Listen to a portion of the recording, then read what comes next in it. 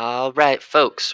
Welcome back to Wildemount slash Call of the Netherdeep. I almost forgot the name of the campaign that we are currently running because here we are. But welcome back. Session 2. Here we go. So last time in our campaign, we began with our 4 intrepid folks making their way to Jorhas for a multitude of reasons. They all kind of ended up over here in the Fever Gulf Lake near the eyes of the lake. Eventually, the 4 of them made their way up to the traveling city of Urzin up here, a little village on the top of giant razorback tortoises. And as they entered into the village, they met with the leader of the traveling goblinoid village, who said that their protector, the warlock witch of the village, she went to collect her normal ingredients for spells and potions and things like that, which she does quite regularly. This time, however, she did not return. So they wanted to send out a party to try and figure out what's happening to her, as they know that there is a humanoid encampment not too far through the woods to the west, which is where you guys started traveling with the assistance of Morgid, the hobgoblin, who begrudgingly has tried to lose you a couple of times, but it has not worked. You have managed to hold on to him and his assistance. You guys found yourselves at this wizard's tower here, where you fought a bunch of giant big-ass spiders, found some cool gear, and took a long rest for the evening. And this is where you find yourself waking up this morning. You did know from Morgid telling you that there is something that's not too far to the west ahead of where you guys were sleeping, but is relatively safe for the evening. So you guys do benefit from a long rest. You leveled up from level 1 to level 2. So those of you who get your subclasses... Wait, did I do that? Yes! I think everybody did, because everybody gets... We're going to do max HP for levels 1, 2, and 3. Yeah, everyone is level 2. I got me my subclass, baby!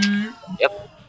You guys found some elven chain and some other items, and this is where you find yourself the morning after. What do you wish to do? Like a D12 real quick. Do it. Also, if you want to do anything with your chef feat and make any treats, you are. Yeah. I'd like to make some treats. Do it. I forget how that works, but I know I can. You can. If you go onto your D&D Beyond sheet and click on features and traits and then feats, basically, you can make. Let's see here. I believe as part of a short rest, you can cook special food. I'll let you do it on a short rest or a long rest, but you can only prepare that many per short rest. So basically, every short rest, you can make 6 special treats, and then anybody who takes a short rest and regains hit points, they can get an extra 1d8 when they eat those. And also, after a long rest, you can make 2 additional special treats that last 8 hours, and a person can use a bonus action to eat it, and they will get temporary hit points equal to your proficiency bonus, which right now is 2. So if you eat it as a bonus action, you just get 2 temporary hit points, which, I mean, it's better than none. Wow. I mean, if you only have like 15 hit points, that's pretty great. No, this is a really great feat. It's kind of mediocre, but it's kind of great. And then we're gonna work together, as we talked about before. So because I think personally the feat needs work to be what it should be, and it's gonna be the more ingredients and more specialty items that you find and work with, then I'll give additional buffs to your treats. Like maybe you get a bonus con for however many hours, or bonus movement, or however you mix them up. We'll kind of work it together, and we'll make a. By the end of this, I assume we're gonna have a cookbook that do specific buff. Yes, that's exactly what I want. Can we? I love that. Can all of us like collectively work on a party cookbook and actually make it a thing? Like we should make a Google Doc and all contribute to it. Oh my god. I'm You guys okay do with that, this. and then I can figure out the mechanical buffs that the food can present to it, or we'll work together, you and I, and we will figure out what makes the most sense We mechanically. rolled for favorite foods, right? Yep.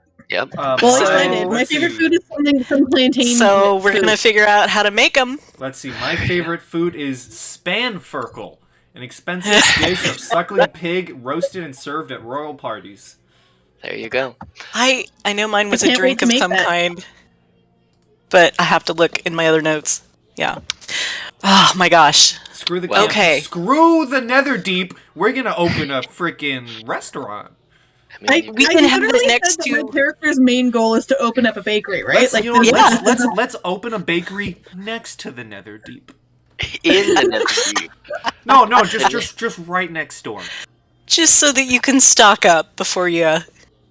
You know, you see, fair. if the Netherdeep is right here, we're right there. Yeah. There you go. Well, as you guys, I'm assuming you're preparing some of those this morning. Yes. I'm a prepare some snacks. Cool. So you can make 2 of those snacks, and right now we'll just go with the base abilities of what they do, and then we'll figure out the additional buffs and stuff later. But Yeah. so right now you can make 2 treats per long rest that will give the temporary hit points, and then if you guys short rest, you can hand out additional treats and regain an additional 1d8. Which, fun fact, also stacks with Song of Rest with bards, so you can have a d8 and a d6 on top of your Guys, resting. if you Holy just shit. use 1 hit die, you can get basically 3 hit dice. Holy shit. Yeah, That man. is the best. Talk about I love it. stacking buffs. But I want to love die. it. I don't want to heal. So She's like, but I'm trying to die. Stop this. with it being the morning and you guys putting together your packs and having breakfast and getting your snacks put together and all that jazz, you have Mr. Morgid, who is not looking like he is trying to stick around. You can try. He kind of points to where you need to go. He points off to the west and says, keep traveling that way. You'll eventually find the fort. Yeah. That's where you can go if you want to go there. But yeah, so I'm hit the old dusty trail. By that I mean the swamp. So Morgan's gonna try and leave. So Oh You're no, more it's not gonna stop him. I don't know about you guys. I'm just curious. I'm curious, so I'm going to say, Morgit, why is it that you do not finish this task you were set along with us? because I don't like you. Oh, I don't like outsiders. that is fair. I don't think any of us like you either. I think But- that's fair too. The feeling's sort of this. mutual. Know Well, this. Keep going. If you come back and betray us, I will kill you. I'll help. I'm sure you will. All right. Well, I'm you pretty just sure. need to head this way and then that way. So, well, good luck. And Morgan just dips into the swamp and just. Morgan's I'm going gone. to turn to everybody else and I will say, I thought he'd never leave. today, this star that guides us is Padvig, and it is a aspect of Melora. So I suppose I should have been more compassionate, but I did not want to. Sorry, did you say that the star that was guiding us was vegan? I don't know if I trust that. What is this vegan? Oh, I think it means that you don't eat anything that comes from animals, but I think it's very restricting overall. Lots of good foods that come from animals. I have not heard this. But no, it can that be is really tasty. that is not what I said. But what did you say? Sorry. I said Padwig, the constellation, the group of stars, the waterfall, Padwig. I don't really know a whole lot about stars. Do you want to? Can you cook with them? Not directly, I don't think. You know, maybe we should get moving. Ah, indeed, yes. All right. So who wants to take the lead for the leading of the group through this swampy forest? Well, my survival / navigation is real good, so I can give it a try. Sure, I will be in the back of the group. My Alright, survival isn't terrible, but it's also not particularly good. But granted, I'm not particularly good at anything. I have a +6 to survival. I mean, I have a +4, which wasn't that bad. But yeah, let's go with the +6. I'm gonna stay in the back. Now that I've said that, I'm probably +3. going to roll a 1. Alright, go ahead and give me 14. survival. Cool, 14. So you guys start making your way Make him away. this way. I'm going to go ahead and put Greenie behind. What is the marching order that you guys wish to be in? I'm assuming Greenie and Knopf are going to be beside each other. No, I'm behind him. You're behind him? I'm behind him. I don't want to be friends. He's going to make you his friend, he said. I mean, I'll Alright. be in front, but I mean, that doesn't preclude anybody walking with me, so... That's fair. Alright, so I'm gonna, like, awkwardly be behind you, like, not quite like that. beside you. Not Okay. walking, like, hand in hand, because I'm too awkward for that. So, like, But, in my like- blind spot, so I have to keep, like, turning my head, because you're just right there. Yeah. Okay. It's, like, kind of annoying. Right. As you It guys is. are marching swampily and your feet are nice and deep and moist through the woods and the forest, you get to about here and you see that as you're forging onward through the marsh, the mist starts to clear a little bit to reveal a lone hillock crowned with a thicket of low-hanging mangrove trees. This bramble-covered knoll looks to be a perfect spot to take a respite from the waters of the swamp. It's about 3 or 4 feet elevated out of the water at its highest point. As you start to approach it. But if you guys want to, you can give me nature or perception checks to see if you see anything around I here. have one really important question. Mm-hmm. Is it a regular knoll? It is a swampy, grassy knoll. Okay. Or is it a bloodfang knoll? No. It's I not. will do a nature check because for some reason I'm god at nature.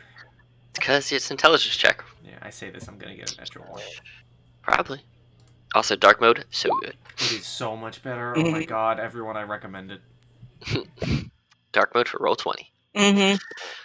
Alright, so with your perception checks and, well, really just, well, with Carrie's perception check, because it was a DC 18 perception or 14 nature, you see that the hill itself looks like it's moving a little bit. Mm-hmm. It looks similar to your barbarian friend, but on a much larger scale. Mm-hmm. And then anybody who wants to can give me a history check if you want.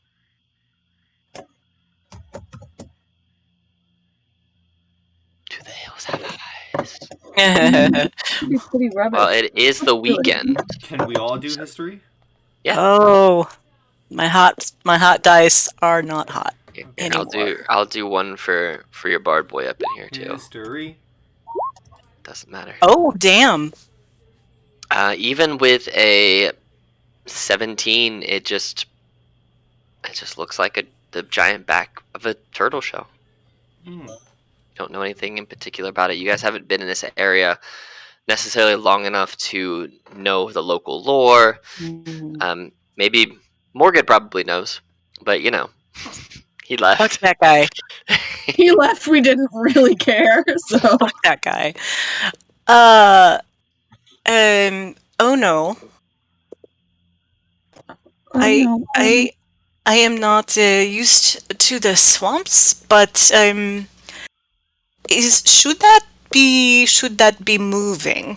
That there with the shell hill. I mean, I don't really know a whole lot about it's a little bit racist that you think I'd know about it. Honestly, we're completely different things. I really don't know a whole lot. I'm sorry. As you are starting to stare at it, and you're talking about this giant hill, which looks kind of like a turtle shell, should I say? It does start to kind of move, and you see this giant armored head kind of lift its way out of the swamp in front of you. It looks like this. It's just smaller and doesn't have a village on its back. And it looks up. Really wishing I'd taken that whatever that language is that these things speak, because I almost did, and then I didn't. Goblin. Well, I might like to have a little word with it.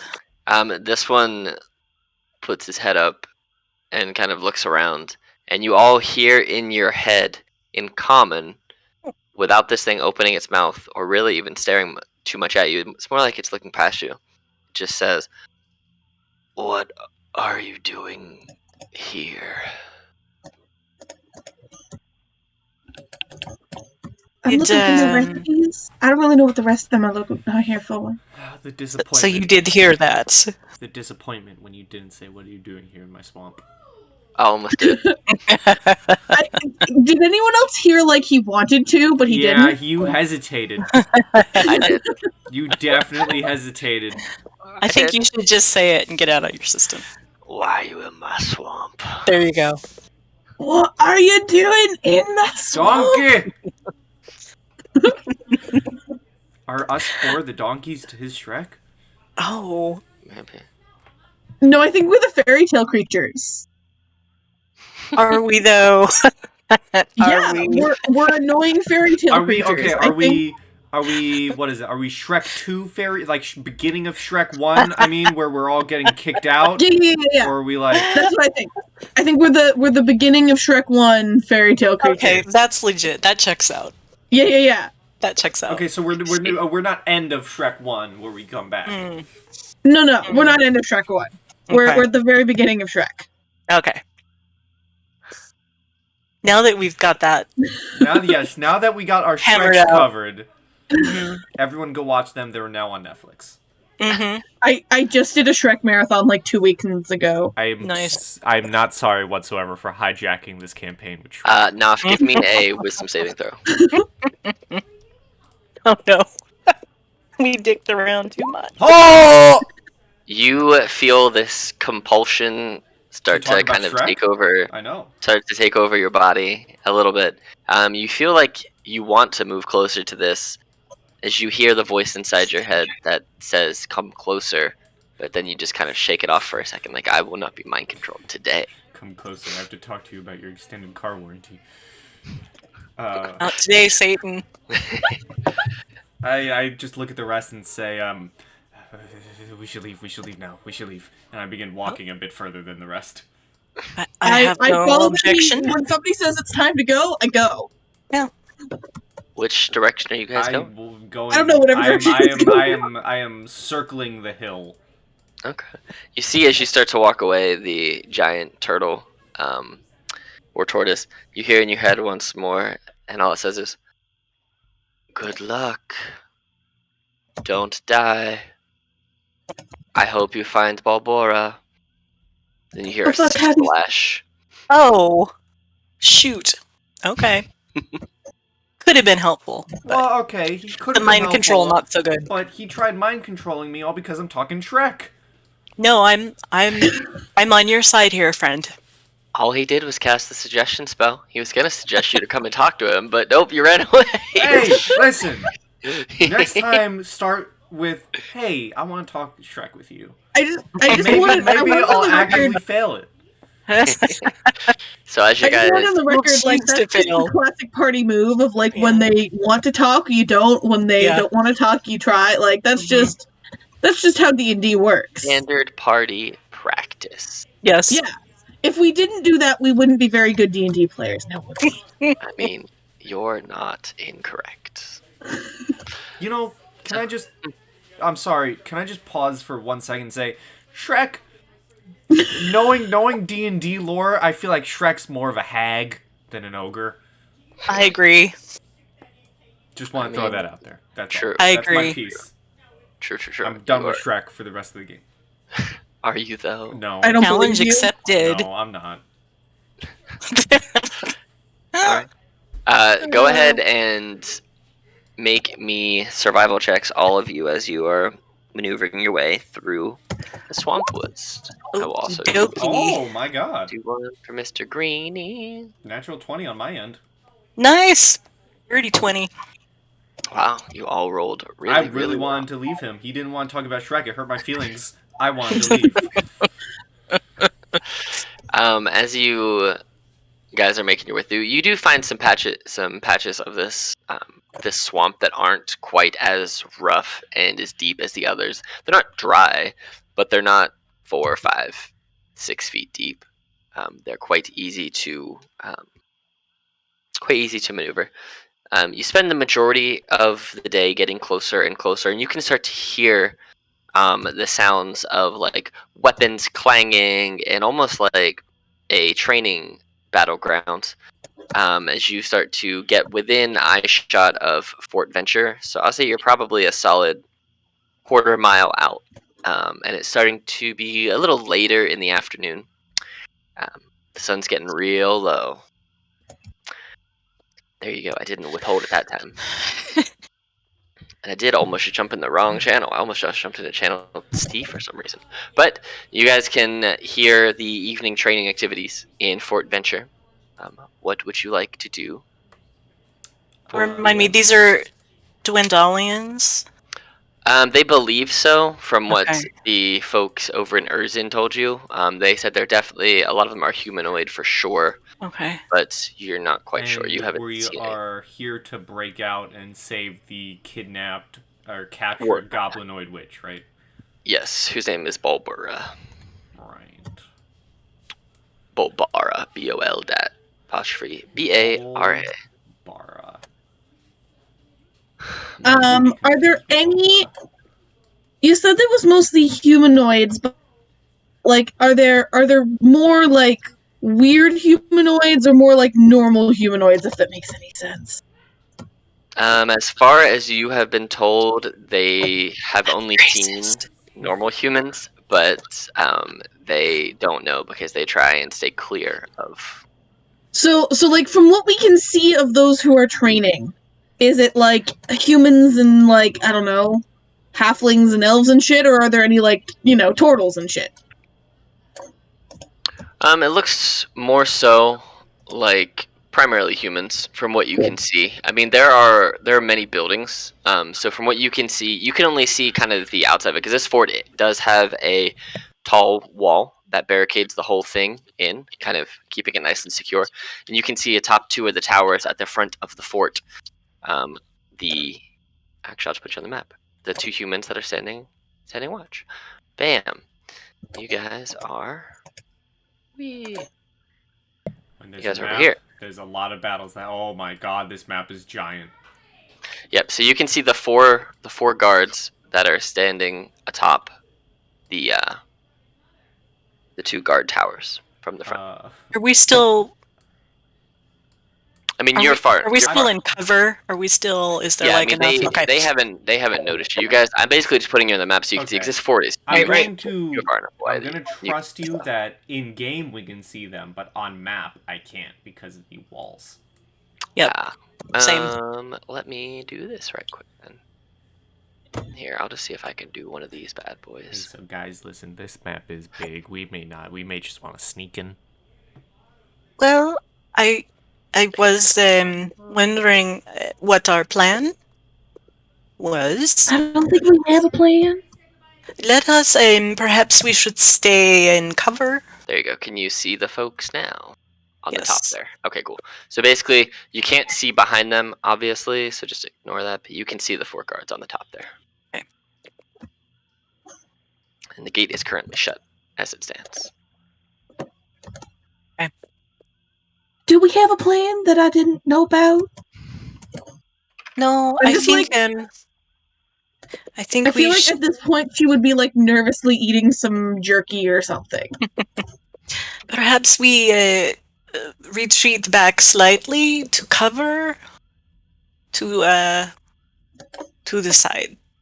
I'm really not sneaky. I just want you to walk back a little bit. As soon as somebody tells me I have to be sneaky, I get real stressed and sweaty. I don't. Did I say sneaky? I don't think I said it.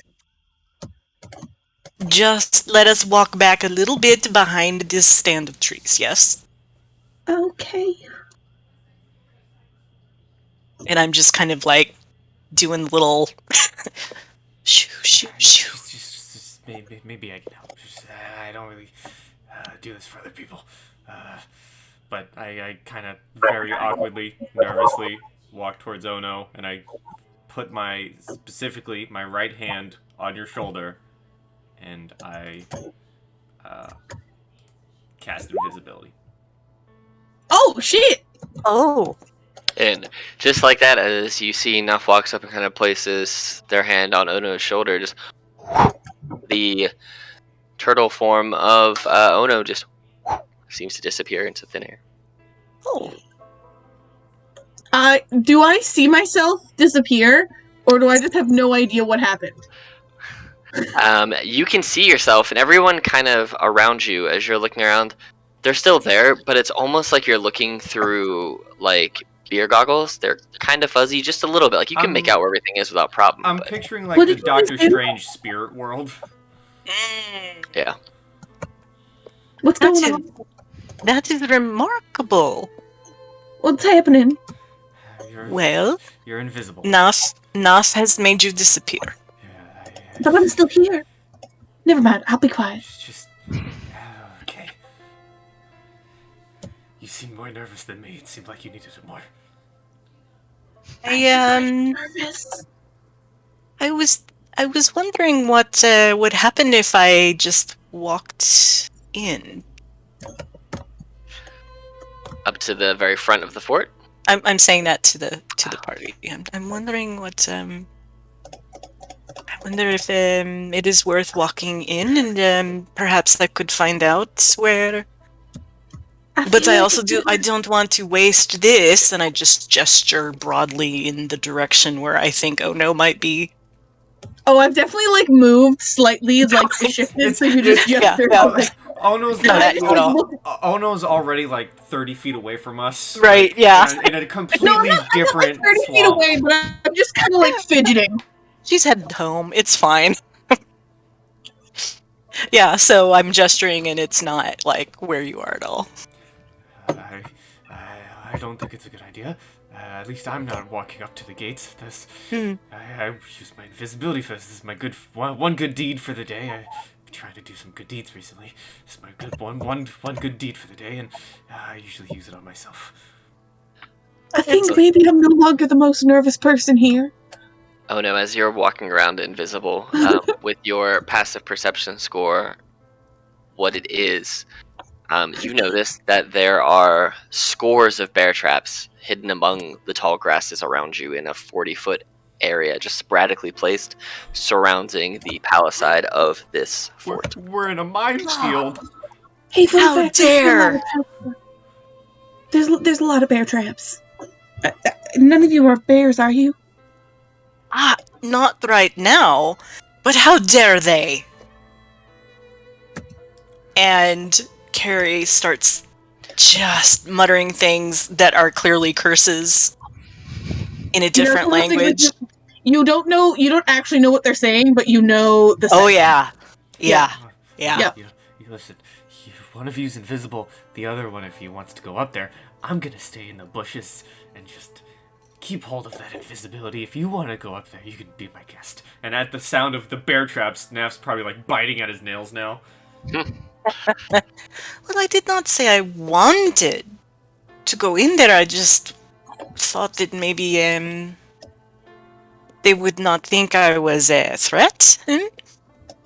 Are you a threat? Well, I suppose I could be. What's the worst thing that could happen if you try? Well, they could kill me. Oh. That's why Ono joins you. invisible for a reason. Okay, let's go. Let's just do it. I have no objection. You are invisible, so you can escape if need be. Yes. Mind you, it is starting to get a little darker in the evening. And there are bear traps. There are bear traps. None of you have any form of dark vision. The fort on the inside is lit, but you can see the sun is setting. Hey, that's why the non-invisible person lights a torch, walks out to sees the day. Yes, exactly. That's what I'm gonna do. The invisible person is right next to them. Mm-hmm. Okay. Plan, right. Genius, always gonna work, never gonna fail. I'm doing it. This is like first of many bad decisions. Let's go. Right? Team genius. So you're going up to the I'm palisade, lighting a torch and I'm picking my way through carefully. All right. Let me go ahead and light up a torch on your person. Bear traps. Give me 1 second here. So you got a big old set of torchlight. As you light up the torch and start walking towards the front of this fort, you see the wooden palisade that encloses Fort Venture stands over 10 feet high and is topped by huge spikes.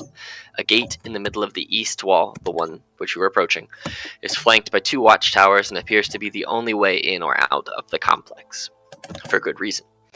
The parapet of the fort's stone keep can be seen rising up from the center of the grounds. Tall grass and knotted brambles partially obscure a well-trodden path that winds up to the gate from the marsh. You maneuver through rows of spiked barricades which are encircling the palisade, completing the appearance of a well-fortified military outpost. As you approach, I'm going to say at this point you're probably like right here.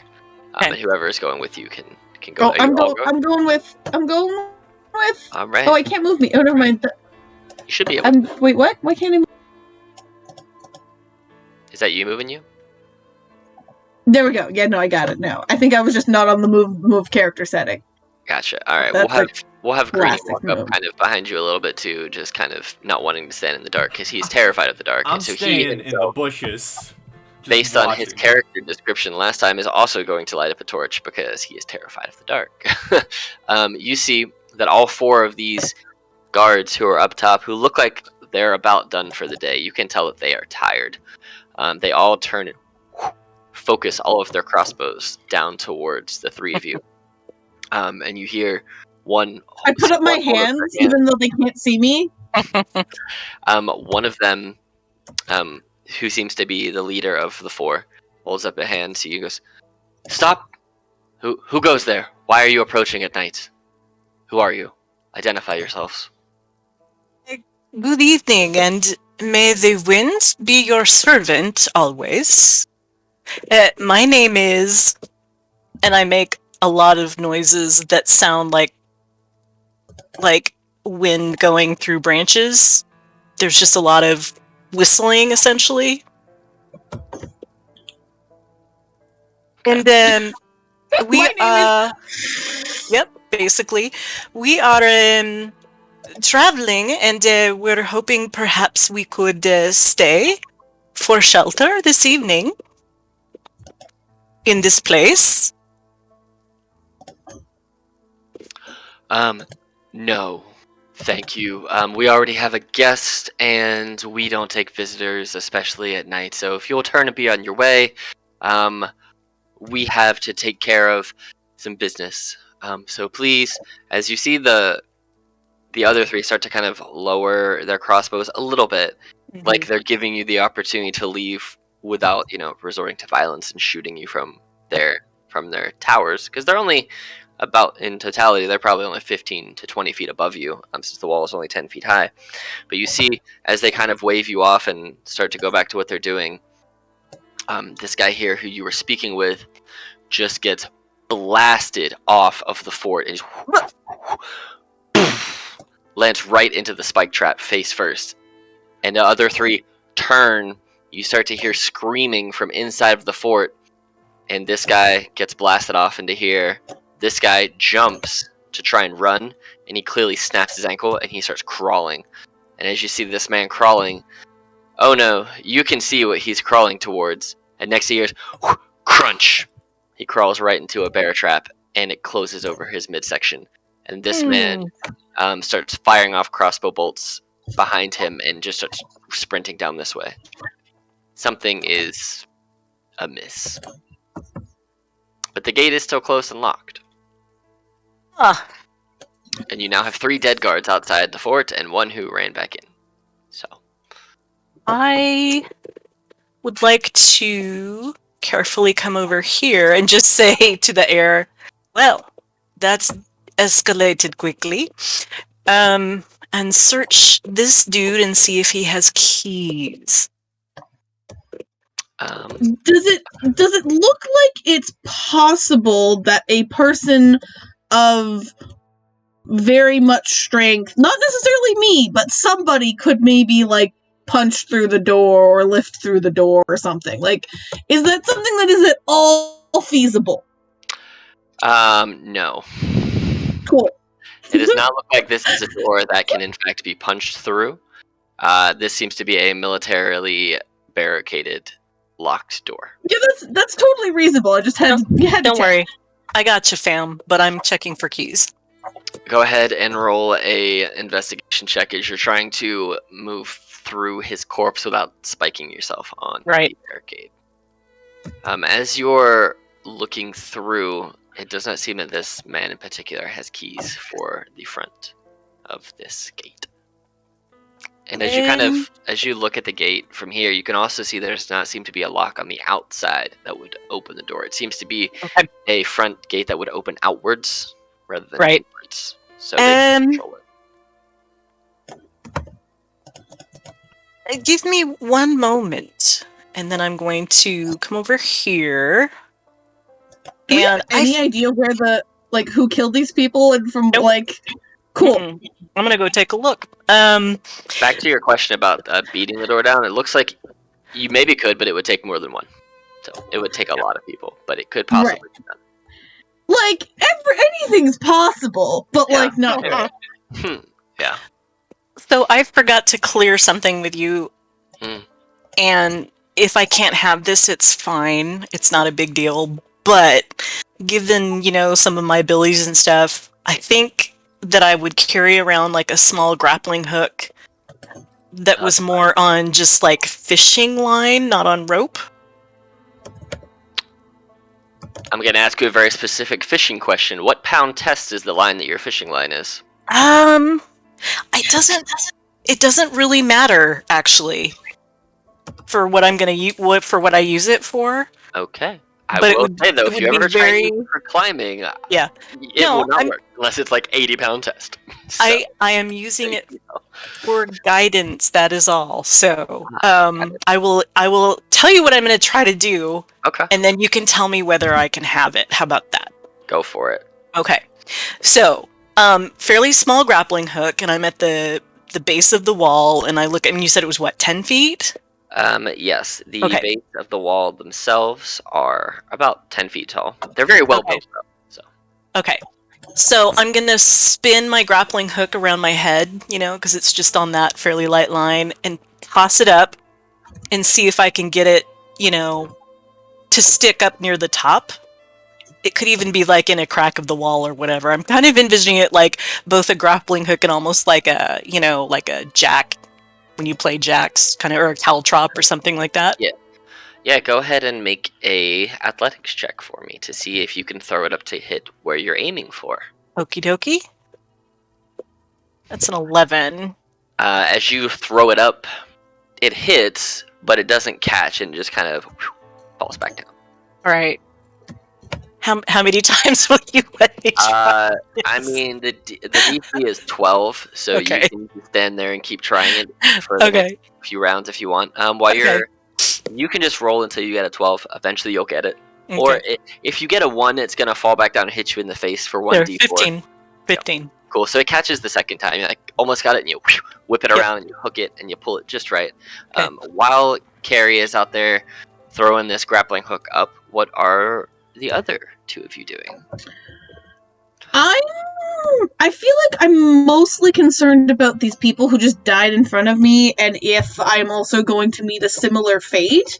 So I'm probably trying to see if there's any, like, sign of where those people are coming from, or any, like, I'm probably just, like, keeping an eye out.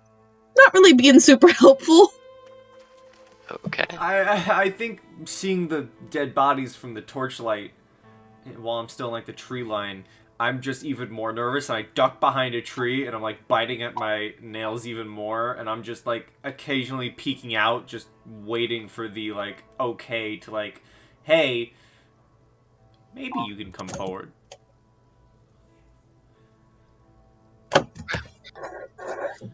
Yeah, I definitely am not giving him that okay yet. I'm very concerned. Okay. Not that I'd be able to see it, you're invisible.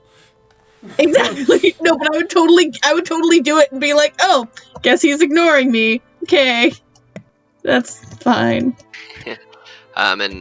Greenie is just kind of keeping an eye out, making sure that you guys aren't being approached from behind. If Morkid's trying to betray you, or if he's coming this way, and he's keeping a nice solid lookout. Seeing if Excellent. what's going on. So you got your grappling hook up there. Okay. What are you trying to do? I'm going to use Mingle with the Wind and cast Levitate on myself. Mm-hmm. And then just basically be using the wire to just kind of reel myself up almost like a kite. And it's just basically helping me get some upwards momentum. Nice. You get right up there, no problem. Okay, I'm going to take a look around, please. All right, so you are now up here. Bam! You can see, and if you were to, let me do this because you can see over the top of the wall here. Did I make this whole thing a square? Probably. Ah, dang! I didn't mean to do it that way, but you can see all of that stuff now. There we go. So you can see all of what you can see. You can see right now. You see these two guards here. Actually, and this guy's not actually in front of you. He actually ran. He's gone. Okay. So you see two guards. That was the guy who was on the tower for you. See two guys. Oh, right. Yeah. Okay. You hear dogs barking kind of up in this region, and you can see everything that you can see. The two guards. You see tents down here in the southwest region. Dog cages up here, and as far as your eyes can see, this looks like a very, very open training yard. Mm-hmm. There are arrows on the ground. There are weapons just kind of laying. They don't all look good. They look like they're training weapons. You got training dummies down here. You got bonfires kind of lighting this region up. This middle area definitely is a lot more muddy, a lot more well walked upon. Like that is their primary area where they do wrestling and like fighting to kind of train them, so they have all this space. Do I see what possibly might have been blowing those guards back? You do not. You can only see as far as you can see, and you do not see them. Okay. And where does the attention of those two guards seem to be? It looks like they are both looking and about to turn and run towards this giant building that is that giant darkness that you can't see past. So this giant building over here. That is. I would like to crouch down and wait and see if they run off before I do anything else. Okay. You see that they are looking at each other for a second. They're talking, and they're kind of looking around. I'm gonna roll perception checks for them and see if they see you, because they did just have their dude come running down after something happened. So 1, 2. And roll me they're not going to see you. Roll a stealth check. If you roll a 1, the guy who rolled a 2 will see you. Okay. No. You see them hushed, like talking between themselves, kind of looking a little paler in the face than what you might expect, but seeing as you just saw 3 people get blasted off of this tower, they get together and they take off, running towards and then into this building. Okay. As soon as they do that, I unhook my grappling hook and stuff it in my pack and hop down and take a look and see if I can open the gate from this side. You see that there is a lever on either side. Okay. one looks like it doesn't look like they have to be pulled at the same time, and it looks like each lever is associated with one of the doors. Okay, I will pull the one on the left. Pull the lever, Crunk. Yes. Wrong lever. Never seen that movie. Oh, it's so good. What? All right. So My son went through a phase where he would have watched it 10 times a day if I would have let him. you should have. Yeah, He also started mom. one time. The language got on French instead, and he was fascinated. He was about 5. He was fascinated with that, so he watched it in French for like about a month and a half. It had to be in French. Thick. Sacre bleu. Yeah. On ne touche pas is no touchy, in case you're wondering. You guys see the one half of the gate just kind of slowly creak open, and Carrie just is kind of standing there. Like, what? I'm coming. Come. You only see Greenie. I'm still Yeah, I gesturing. Come. You are there, but they don't see you. After I realize that you're gesturing for me to come, Yeah. I'll just like poke you like eventually. Like I'm right here. I'm just calling. Naf.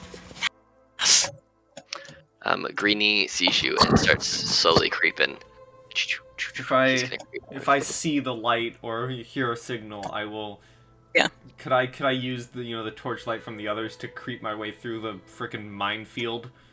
Oh yeah, for sure. You know where they are now. After Ono had noticed them, kind of sort of point them out. Fun fact: had Ono not had the passive perception that they do, your passive perception's not high enough to see them. Thank you, Ono. I have the highest passive perception. That's Well, of you and Naf, you that's do. my weakness. Yeah. Okay. Yeah, Naf is not the best. Wait a minute. I have the second highest? No, you have the worst. Okay. I was gonna say. Which is, yeah, you have an 11 passive perception, and it's a 12 to see them.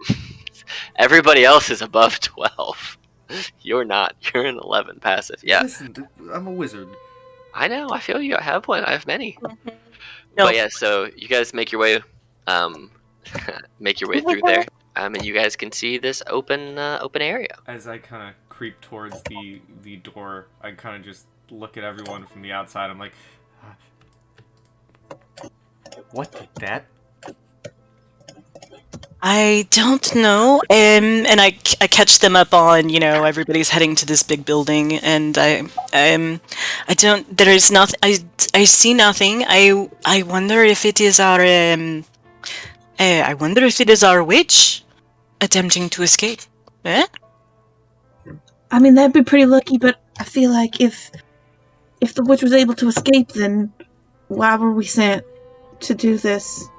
Seems kind of dumb. Well, they may have. I don't know. They may have had her bound, and now she is not. But anyway, I wonder if you. And I'm trying to look at where I think Ono is. Because I'm hearing the voice. I'm not there.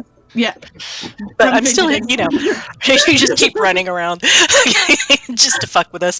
I wonder if you could. I wonder if you could sneak around and see if you find her.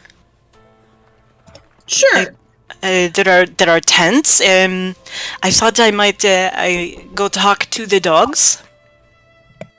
You can talk to dogs? Yes.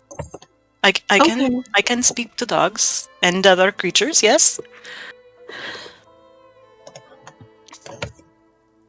Are they nice? Some are not. Most of them think they are nice, according to their nature. But this is discussion for another time. Alright, I'm just gonna stroll on in, overly confident based on my invisibility, and just start A, looking around for the person that we're looking for, and B, looking to see anybody who could have killed those people. Alright, go ahead and make perception checks for me. I'm gonna move you in here too, so you can see the people. 13. So as you're kind of, which way do you want to go? Further north or further south in the big old training? Just put yourself wherever you want to put yourself. because you have control of where you're going to be, and you're invisible, so they won't see you.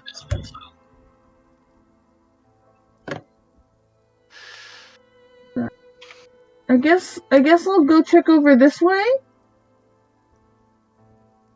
All right. So I'm gonna do this because let's see. Yeah. So it's pretty dim, but you can see as you make it this way that the 4 dogs seem to be cowering. They are panting and they are trying to break out of the cages that are right there. You also see as you're walking up there that there are a couple guards that are just kind of standing watch outside of this tent. And there does seem to be a prisoner in the jail. Do they look like a witch? Keeping in mind, Ono has no idea what a They witch looks float. like, so... Does she weigh the same as a duck? It does not look like a witch. This looks to be just a man with robes and this weird headpiece on. It looks like they're probably some cultists, but as you look at their skin, they look very pale. They look very empty. They look almost hollow. And Weird, I don't like them. they look like they don't belong here. And there's other people around this area? Or just the dogs? So you got the dogs here. You have... Let's see. Alright, so if you look over here, you see that there are... because you can see over here, correct? You can see these guys. Yeah. So you see the prisoner here. You see these 2 guards that are outside of the dog cage, or the prison cage. And they seem to be playing cards or dice or some kind of game, instead of necessarily keeping an eye, but they are the guards for this prisoner. But these dogs are trying to break out of their cages. Like, they are terrified of something. I wish I could talk to dogs. Okay.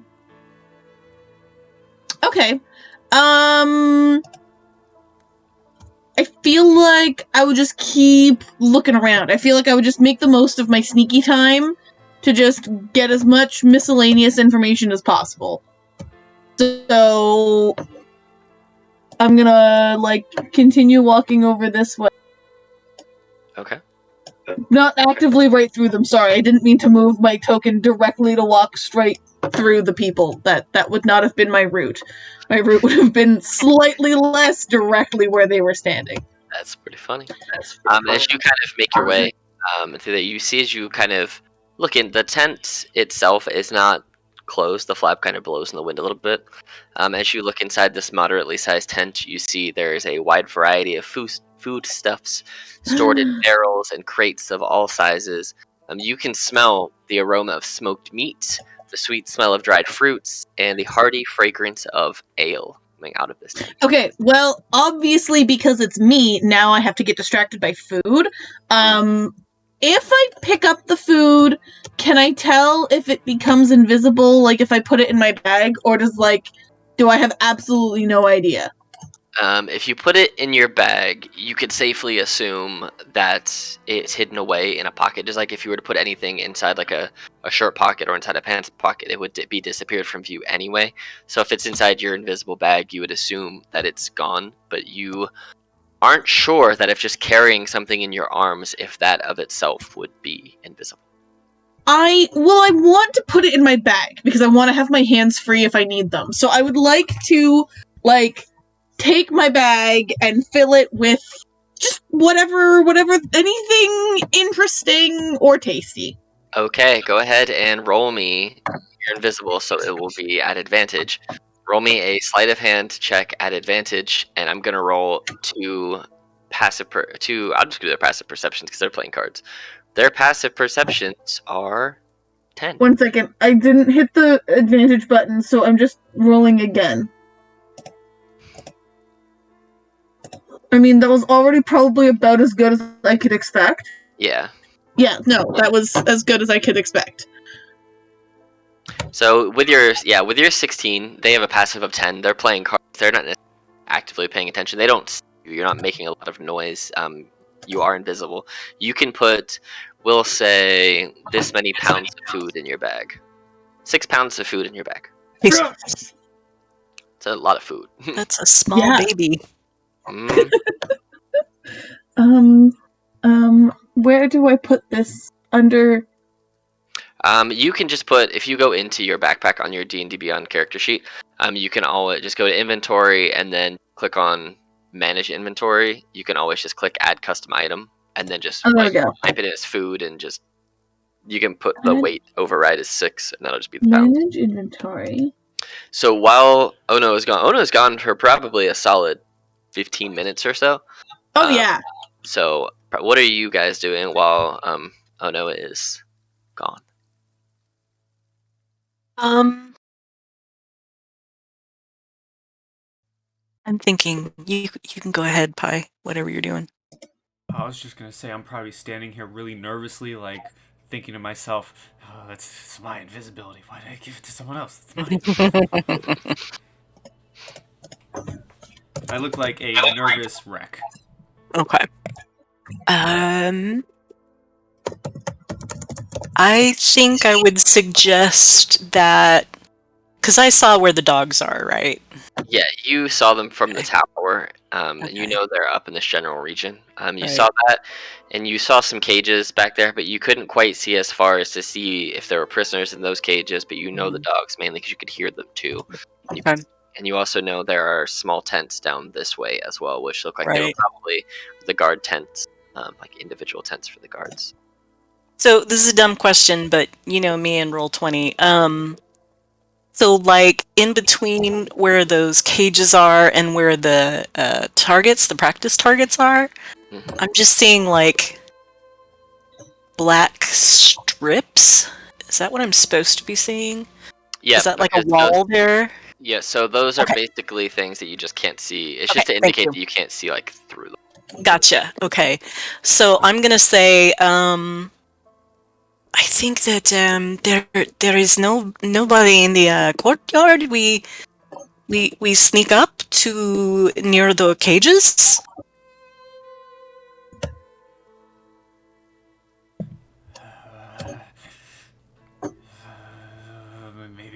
Maybe. I wish to speak to a dog. I think I wish to speak to a dog. Okay. Why don't you take him with you? And I point to our dragonborn, and I say, and I point forward ahead a little bit, kind of around the corner, and say, I'll go hide behind that rock. That rock looks comforting. Comforting rock. Or you could sneak the other way and see if you can find. Excuse me. See if you can. That'll ruin our stealth, right?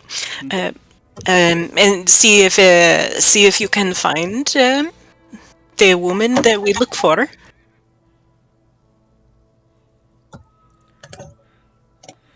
You know, in this situation, I normally don't like people, but in this situation, I'd rather not travel alone.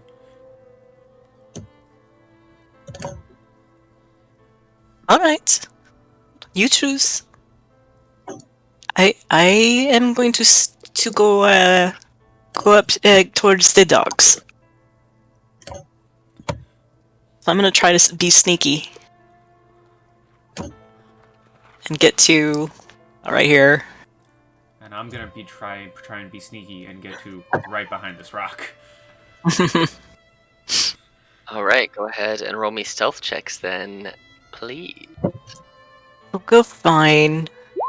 Gonna be great. It's gonna be so cool. It's gonna be a nice single digit. I'm gonna have Greenie just kind of stay with Naf. Yeah. You're both a little on the scared side of life right now. Mm-hmm. Always walk on the scared side of life. Is percent the way to be safe. Green, yeah. So, Naf and Greenie kind of dive behind some rocks, and they're like, "No." Carrie, you make your way up there, and you hear these dogs are like they're terrified of something. They're trying to break out of these cages, and oh no, I'm gonna slip you in here just so you're in there getting food. Yeah. As you're finishing up, you hear that finally, one of these guards, you hear them mumbling under their breath and kind of yelling at the dogs to shut up. So one of them looks at the other, and you hear him say, "Fine, be right back, goddammit."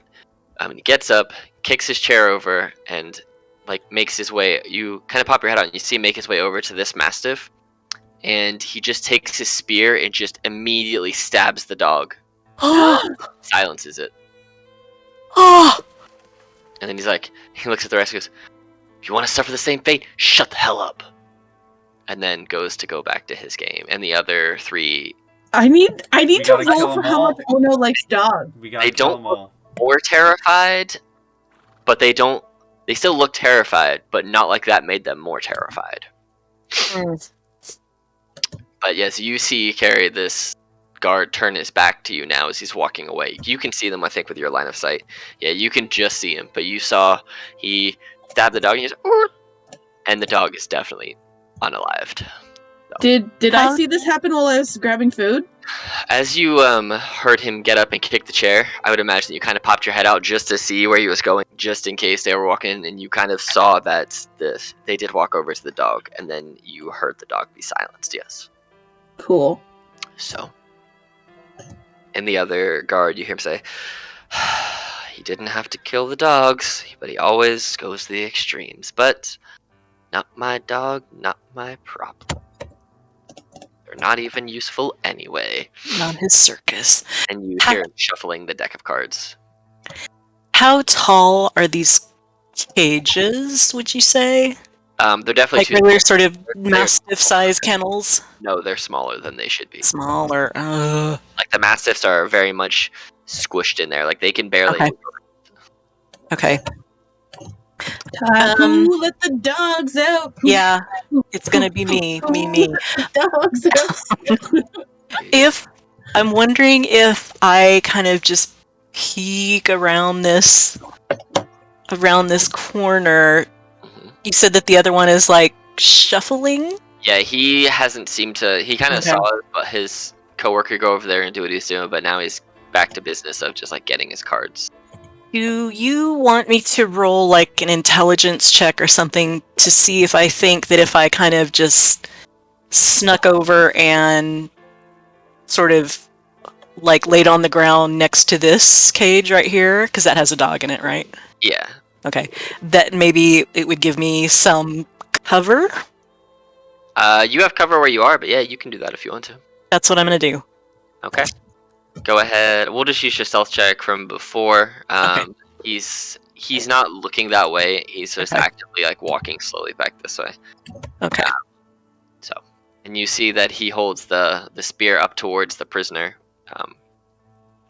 And you hear him say, "You'll keep your mouth shut if you know it's good for you, or you'll get the same." And the prisoner just kind of slumps back down without saying a word. Okay. Really walking. I don't like these guys. So I'm right at the cage, and I assume that the dog sees me. Yes, it does. So I'm going to use my speak to animals. Just very Ooh. quietly, very, very quietly say, little brother, what scares you? Why are you so scared? Do you not hear it?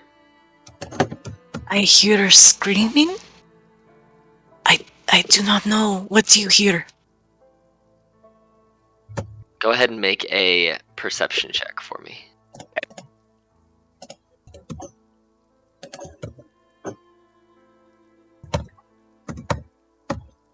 And you see that the dog is very much. He can't move a lot in this small cage, but Mhm. he kind of turns and he points his nose in. Where's my thing that I need? There it is. In this general direction. I'm- And he's you see his ears perk up a lot, and he goes, "Over there, the screaming." And as you listen, you do hear screaming, tortuous screaming, like a person being just, you don't know what, but somebody sounds like they are being Okay. tortured. And the guards don't seem to give a shit. No. They Okay. don't. It seems that whatever caused the the problem at the front, killing those guards, that ruckus is likely who is screaming right now. That would be your best bet. Okay. Gotcha. And can I see how the cage is fastened? Does it have a lock on it or anything? It does. They all have locks. And you can totally try to pick it if you want. I assume that was your next question. Oh, of course. Is there only one guard in this area now? There is only one at the table. The other one is walking back from the dogs. So there are two. Oh, right. Okay, there are two. There are two. You can Well, pop out. You're invisible, so you can yeah. pop right out if you need to. Harry is like honestly doing deep breathing right now to not like just attack the guards. Yeah, no, I'm like, I really want to just kill these guards, but I'm taking all of my self-restraint not to. Yeah. I'm gonna say to the dog, little brother, I will try to get you out, but I do not have the keys. But I will see what I can do. I let you and your friends. If you free me, I'll get the key. Free me, I get key. But I need it. Okay. I have no keys to free you, but I try to open this. All right, so go ahead and we'll do a. I'm assuming you don't have thieves' tools. I do not know. Right, This so is great. Go ahead and just give me a straight. We'll just go a raw dexterity check. Straight dexterity. Oh boy. Okay. Here we go. Here we go. Strong luck. Oh god. You are trying, but yeah, nothing. Mm. Do either of these guys have keys on them? If you were to walk out, you could walk out and try and take a closer look if you like, but you have not actively investigated them, so you don't know. Yeah, I don't know how close I want to get. I probably have like probably too loud if I actually try to get close to them, so I won't. Okay.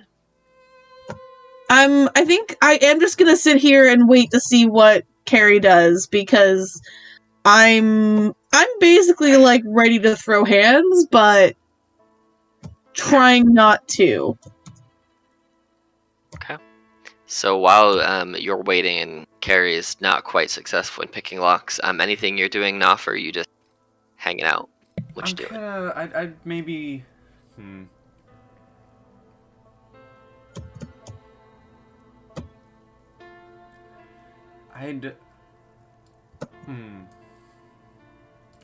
Let me read something. Let me read what I wrote down for my character. No,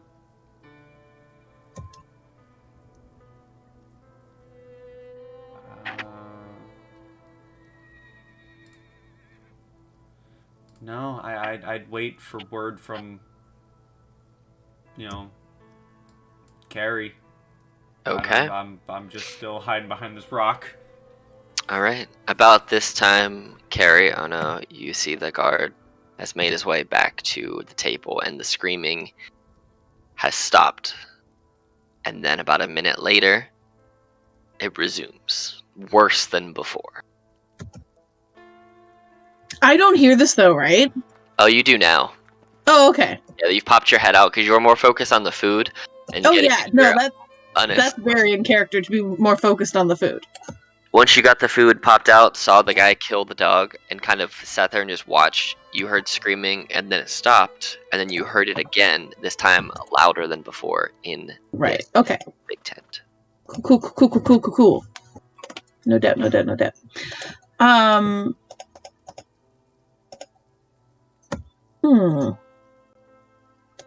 me say. I'm just under the assumption that there are more people than just these two guys here, so that's why I'm trying not to throw hands. No, that's fair. Well, Otherwise, you didn't see anybody else in the main courtyard, other than the two who have run.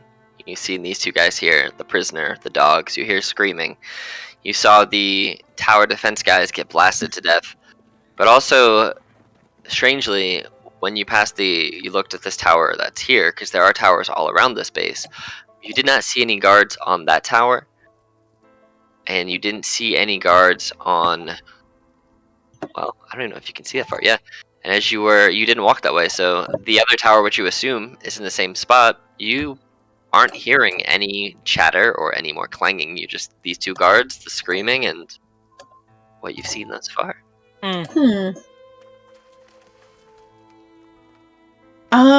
Well, I can't communicate to Carrie what I'm doing without probably giving up my position.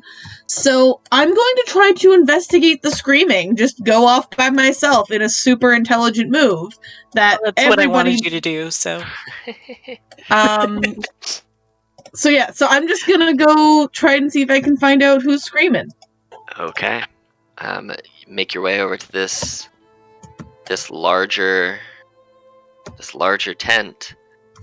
And you see that as you get close to, we'll put you right here. Well, more so like right there. As you get to that position,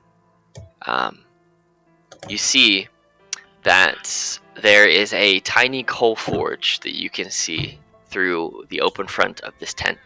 It seems to be equipped with a full complement of blacksmith's resources and tools. But no snacks. No. You do see, however, as you kind of stare, there is a guard with their back to you, holding down a small goblinoid woman with a priestly looking person on the other side. And you see the guard, while holding her down, he takes one of the heated blacksmith spikes, shoves it into her throat, and the screaming ends. And within about 30 seconds, you see the cleric take a diamond and put it onto her chest, and it explodes. And the shards of this diamond kind of spread out amongst her entire body. You see these magical golden lines kind of emitting all around it, and all of a sudden, you see she takes breath again. And this time, she no longer looks green. She has this strange black smokiness coming out of her eyes. You see that there is this large shadowness emitting from her body. And you see that at this point, the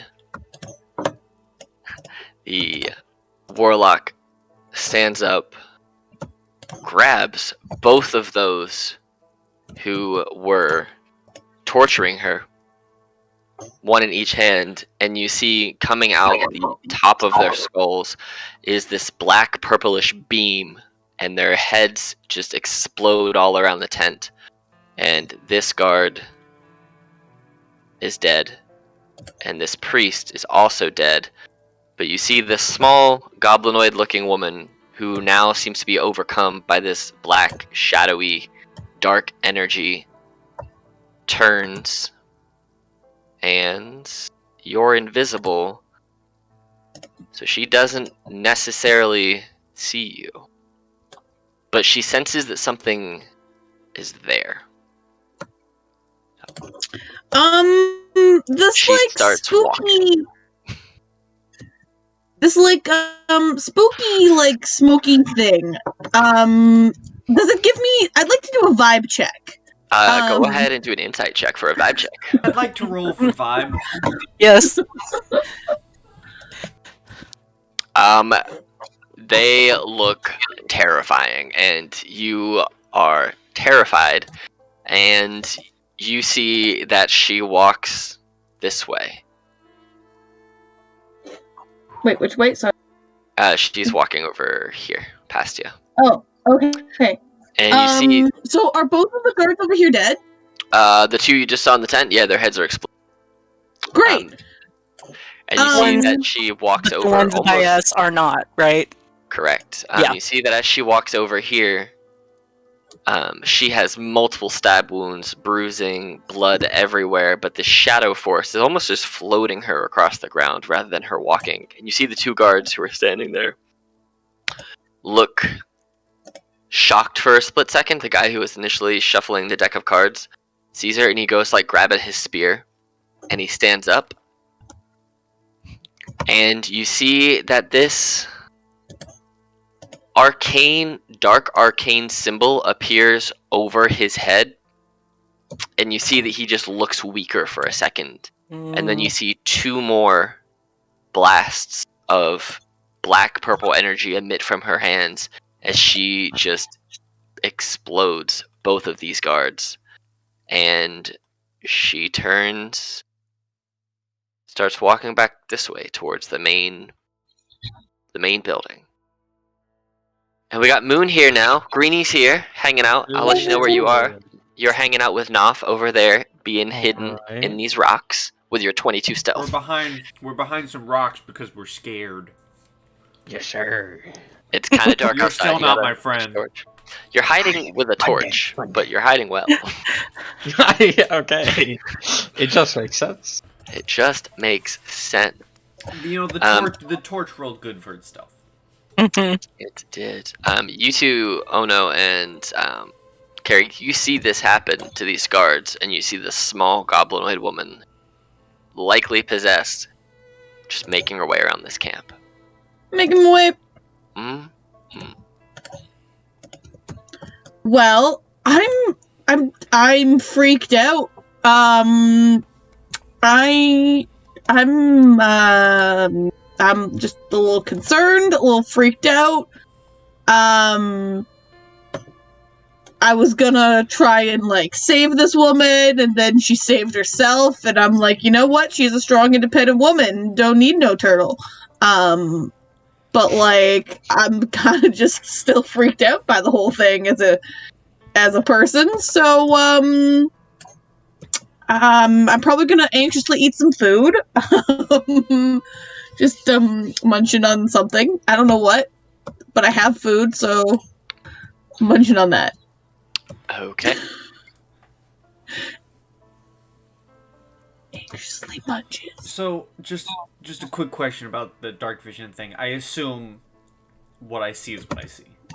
Correct. Okay, so Yeah, I see. because you don't have a torch out right now. You see, so there are lights. Like this is a bonfire. There's 4 of these. You see the light that emits, and you see the light put off by those in your party who are using torches, and you can see across the way this small goblinoid woman encapsulated in black shadow making her way towards the front of this main building. I think I just look at Greenie and say, "Isn't that what we're here for?" But maybe. I can't be completely sure. Why don't you go talk to her? This seems like your thing. Are you talking about the guy who just like made everyone explode? I mean, we haven't seen that. We just see a possessed-looking goblin. Mm-hmm. So I guess technically, yes. Why are we hiding in the first place? I'm sorry. I'm hiding because I am a nervous wreck of a person. You're hiding because the DM made you. I had you hang out with whoever was. Yeah, I'm not gonna be talking to too many people just yet. I'll make sure my soon-to-be best friend is okay. Soon to be dead best friend. Wow. No, just kidding. I mean, that's It'll what be I want. It will be self-inflicted. She is walking. I'm gonna have her do a perception check to see what. Now that I have my subclass, one of my features is I can literally re-roll any damage of any of my spells, but I take necrotic damage up to the level of spell. Yeah, it's a lot of stuff. Let's see. So she doesn't see you two hiding over there. She is focused. She is moving this way. Oh no, Carrie, what are you guys doing as you witness this murder? And I didn't see, I don't think I'm at the right angle or anything to see what actually happened to the tent beforehand, right? No, So I you just just basically saw. saw her come out and explode these guys and then sort of drift off. Okay. I would like to sneak back to where my party is hiding behind the rocks, Okay. Can 100% get back there. tuck myself in there, and catch them up on what I saw. Okay. And also, that these guards, they are killing the dogs just for barking, so I'm glad they are dead. Oh yeah, Greenie, the guard did kill a dog, straight up stabbed it with a spear right in the side. Yeah. What an asshole. Well, now his head exploded like the boy. Yes. Yeah, Yes. so it's okay. So it's then. fine. It's fine. We need to get dogs You out of also- the cage. You But also missed out on one of the guards being flung from one of the towers and landing on a bear trap. You also missed lots of Shrek jokes, just You for the missed record. the Yeah. Shrek You missed. jokes. you did. Damn. I recommend watching the game when it's up on YouTube. Okay. It's lots of swamp jokes, Shrek jokes. Yeah. So you're catching them up. Oh no, you're snacking, but anything else you're doing? Or are you just hanging out? Well, like, What's- this was the person we were looking for, right? So, like, Believe so. I guess I'm gonna try and find the party and be like, the person we're looking for is fucking terrifying. Is, what I'm trying to go convey. Does she seem reasonable, at least? I did not see her attempt to dialogue. She did not. Okay. She did not speak. I mean, I feel she was reasonable killing those guards, but I don't know if she had the same. What do you say? The motive. The motive for doing so. Got it. Okay. Not reasonable. John down. I mean, I wanted to explode their heads also. So I do not know her life,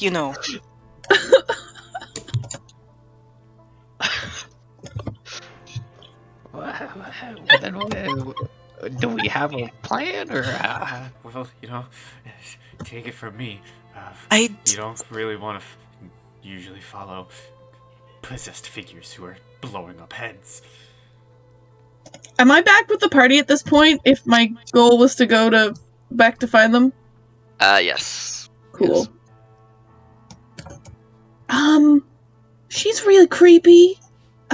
you're back. Hi. Oh yeah, Greenie, just so you know, Ono's currently invisible. So There's all of a just sudden there's now a voice there. There's just a Yeah. phantom voice over your shoulder. That's no big deal. If our goal was just to get her out of here, I don't know have we done that? Sorta? Kinda, sorta? And this is a long shot, but okay, so we have a wizard with us. Do you, Naf, do you know that, You know enough? the diamond, what they did? Do you know what that is? I don't... Can I do an Arcana?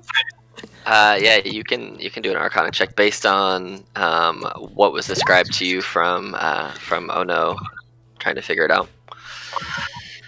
You can also do one, Greenie. Give me that Arcana check. Can I as well? Sure. Okay. But yours will be at disadvantage because you don't actually get the spell, but I was prepared to Because I don't what? because you can't technically get the spell. I was prepared. But it's okay. Oh, With gotcha, 18 gotcha. and 19, you guys will I figure was it out. prepared to ask about religion too, considering you said it was a cleric, and Yeah. I have a +7 in either. Right. As you think about it, and as you're kind of describing it and thinking about it, you recognize it to be Revivify. That, based on the screaming and the stopping and the screaming and the stopping, they were likely torturing this goblin woman to death and then revivifying her and doing it again, over and over again. Oh, cool! I have experience in this kind of. Until they finally broke her, and it looks like whatever patron she gets her powers from has now taken control. Oh crap! Does it look familiar? You can go ahead and roll. We'll say you roll a history at disadvantage because, Yeah, that's fair. Because Because you know. or maybe because you For don't. reasons. it's you don't know its name, but it looks like some sort of shadow demon, just based on what you see. That it's more of like controlling the shadows. Well, we didn't see her use a pistol. No, you didn't. No mercy. No mercy, Bulbara. I would look at the others and say, well, I don't know if this makes it any better, but she's basically a living corpse. They killed her over and over again, and now whatever that is has taken over her body. So are you saying that we haven't technically done our job of getting her out of here? Yeah, I think so. You guys continue just blasting at the door to the main building. And it looks like she is standing far enough away that she is just repeatedly blasting it with dark magic, slowly blowing holes in this door to get it open. She seems to be doing fine at revenge. Does anybody have anything they could do, like some chamomile tea to calm her down or something? Well, you are the cook, so I don't have any chamomile tea on me. I suggest maybe we just head back and tell them, hey, your witch is kind of crazy. Well, I can do some illusion magic, but I can't think of something that I could create to calm her down. So if you guys have any ideas, though, I'll take some. I find it hard to care that she is destroying the people that did this to her. I'm not actually worried about her destroying those people. You're right. Those people are assholes and I don't like them. I would have destroyed them too. But I'm kind of worried about where does it end. I mean, I fully understand the power of a good angry moment, but where does it end? Is she just broken forever now? At least when I'm done a rage, I freak out for a moment and have a panic attack. But I mean, she doesn't necessarily have to have a panic attack just to get out of this. Maybe she does. I don't know. Oh no, it's just slowly building herself into not knowing what to do. You guys see at this point that the door, rather than blasting inwards like she was trying, it blasts outwards, and she is swarmed and surrounded by these guards, who all come at her, spears drawn. But you can hear them yelling, but there is not confidence in their voice. Perhaps if we kill some guards, she will see that we are on her side.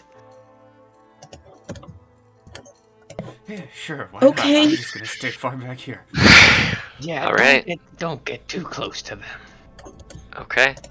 All right. Well, put yourselves where you want to go in the next. We'll say you have one free round of movement to get one free round to maneuver yourself to wherever you want to be if you're going in to fight them, because you guys are really far away. Yeah, I guess I'm gonna barrel in that direction. All right, so we'll say you can do. We'll say if you guys want. How far away are you? Yeah, I'm gonna scoot right here, hide here. That's my position. We'll say that you guys can basically move 100 feet this round and get close if you're trying to actively get there. Cool. I like my position. Okay. I am a wizard. I have range. Yep. So anybody who wants to move can move up to 100 feet in the direction towards this big old group, if that's what you want to do. So. Okay. All right, and then as you move closer, let's roll some initiative. Is that about 60? Let me see. It should be. You can use the actual measuring tool. Don't know how. If you look on the left, there's this little weird looking like rectangular thing with lines on it. It's supposed to be a ruler. Oh, Highlight over the top. You can just click that top one and then just do. I kind of thought it looked like a piano, but you're right. It's supposed to be a ruler. Sometimes it also disappears into like this weird little split there.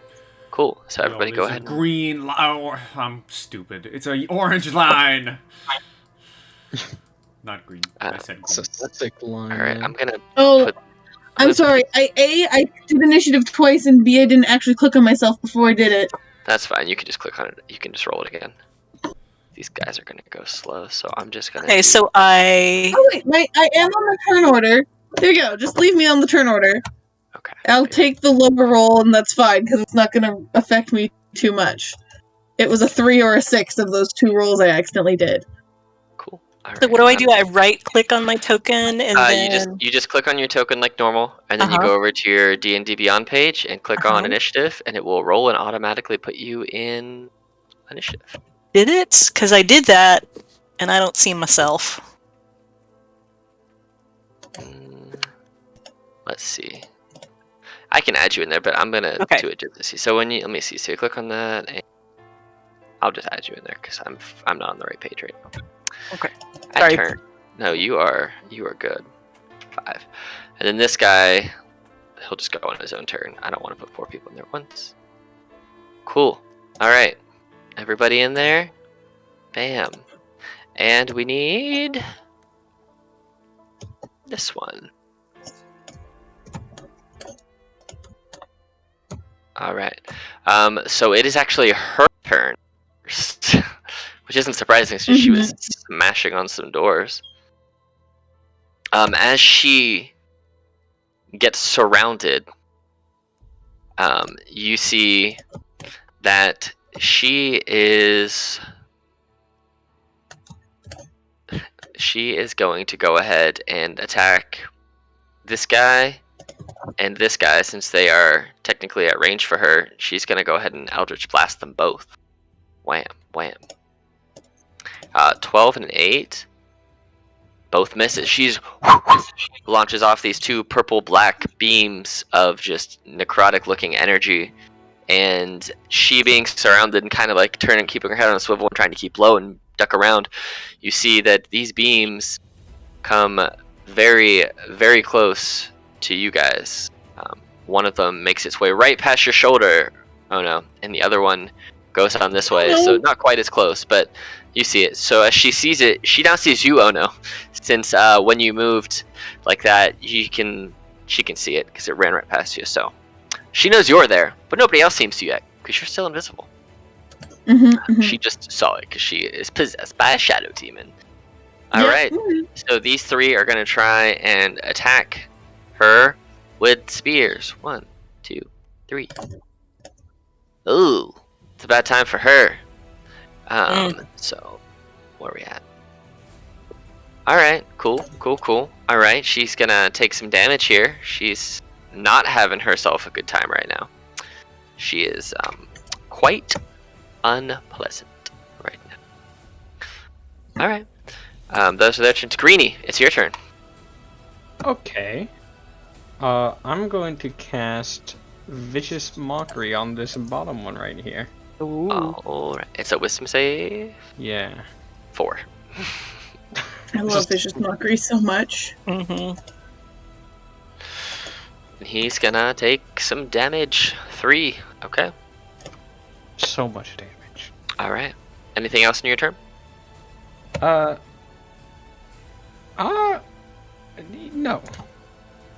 All right. You see as you viciously mock the guy beside her, she's kind of huffing and puffing a little bit after just getting shanked 3 times. You see the shadow kind of start to spin around her, and it starts to almost sparkle like the night sky, like these bright white and purple, like just stars forms almost around her, and she's gonna go ahead and use 2 legendary actions. Excuse me? Yeah. And she's gonna do this ability called Zone of Calamity. We are on the side of the righteous. Aren't we level 2? Am I Yeah. wrong about this? Uh-huh. Yeah, you're Or level should 2. should we be level 7 or something? So it affects all of the people here. So, oh no, I need you to make me a DC 12 save, which should be Wisdom, I believe. It's just not shown on there. Yes, it is Wisdom. Wait, that's a No. 15-foot radius sphere? Oh, I don't know why I put 30. I've hit 60. Hold on, you're not in it. Don't worry. Oh, I no, It's like, no, I was really confused. I put 60 for some reason. There you go. That's what I meant to do. Oh, She can point it within 60 feet of her. Within 60 feet. That's where I read it wrong. But yes, so all of those people in there, so you're good. You see that this energy just kind of spins around, kind of forming this cyclical dark energy cyclone, and I'm just gonna go ahead and roll saves for these Oh my folks. god, a confusion spell at level 2. I know. Guys. This is fucking. All right, I'm just gonna roll 1 for each group. So the green group all failed, the orange group all failed, and the single one by themselves. The Did not champion! So I'm gonna give him a red dot for not being confused. All of the other guards there are confused.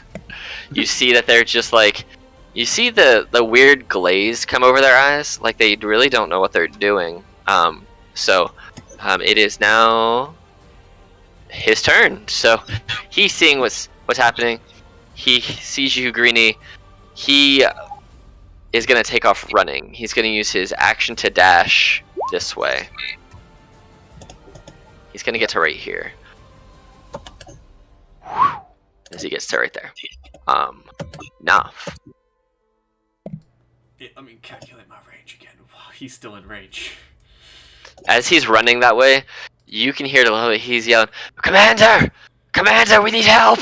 Mhm. Okay, so I am going to, as I kind of sit there, nervous, scared, from beneath my cloak, my left arm kind of begins dripping blood, and blood begins pooling at like the tips of my fingers as I form this crystalline boon, and I take 5 damage as I use a bonus action to use Vital Sacrifice. Oh snap! And then I shall, unfortunately,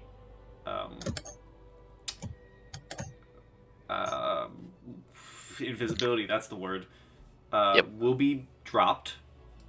So now you can, all of the weird, hazy-looking nature around you, Ono, kind of subsides, and everything's super clear, and you don't feel any different, but it looks more clear. Let me read You're just what no longer- Boon can do again. Yes, and I will hold up my left arm and try and throw out a good old sanguine bolt, a burning, flaming ray of my own blood and gore. Right over Carrie's head yet again. Just Mhm. And Yes. as I fire it, I crush the crystal made of blood in my hand as the flaming blood spear sends flying out, and he gets dealt an additional 5 necrotic damage on top of the fort fire. If a 24 hits, which I assume it does. yeah, the way that you catch him as he's running, he's yelling, "Commander, we need help!" and just pop right in the bottom base of his skull, and he kind of stumbles for a second, and he turns to see where it comes from, and he's he's covered in blood, his own and yours, but he's looking not good. And I sorry. am gonna stay where I am. Okay. Sorry, can you just tell me why I'm visible again? Did he cast another concentration spell? I believe his boon requires concentration because he basically the thing that he does. Okay. It just Cool. it acts like concentration, so it drops for you. Okay, yeah.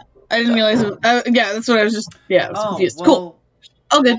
No, yeah, I also used a spell or I guess I used something that targets someone. An attack that targets someone. There you go. So Carrie, it is your turn. Invisibility goes away if the person who's invisible does an action. Or it's invisibility is concentration. So that's what I was checking. Yeah. So he did something else. But yeah. So you are all good. You have all your food from sneaking it. Oh yeah, no, I'm snacked up. All right, Carrie, it is your turn. So Carrie's gonna spread her arms out, like palms up, and it almost looks like she's just barely touching the ground with like 1 foot. And she's going to go all almost translucent looking, and all her tattoos light up. And you guys realize that she's got like constellations tattooed all over her body. So I am assuming starry form. And then that's a bonus action. And then on that bonus action, as I take the form, I can also take a shot with my archer. With my archer, yeah. So let me roll a 20, and then it's +6 for a ranged spell attack. If you have the Beyond 20 extension, you can roll right from your D&D Beyond sheet. Yep. There you go. But that's a 15 to hit. That hits. Yeah, it's a 15 to hit. So. Oh, are you doing it from? Did you put all your stuff in your roll 20 sheet? I'll show you what I'm doing later. But the archer thing doesn't. It just says do a ranged spell attack, and it doesn't have anything you can click. That's true. That is the one. But here comes the damage. That is 8 radiant damage. Following the target as he's now covered in this just blood red spatter, he turns to kind of say something while still like trying to make his way, stumbling backwards towards his commander's tent. You see that this thing just right into the chest, and this guy perishes. I have a question. Mm-hmm. Since I have not done this class before, or this particular circle before, so that was my bonus action, that attack. Yep. But it was a ranged spell attack, right? So I can't do another spell, correct? False. It is not a spell. Oh, okay. Yep. It acts for the purpose of attacking. It uses your ranged spell attack. Okay. Modifier. So. Okay. In that case, I'm gonna go ahead and cast Guiding Bolt on this one right here. Closest. Whoop.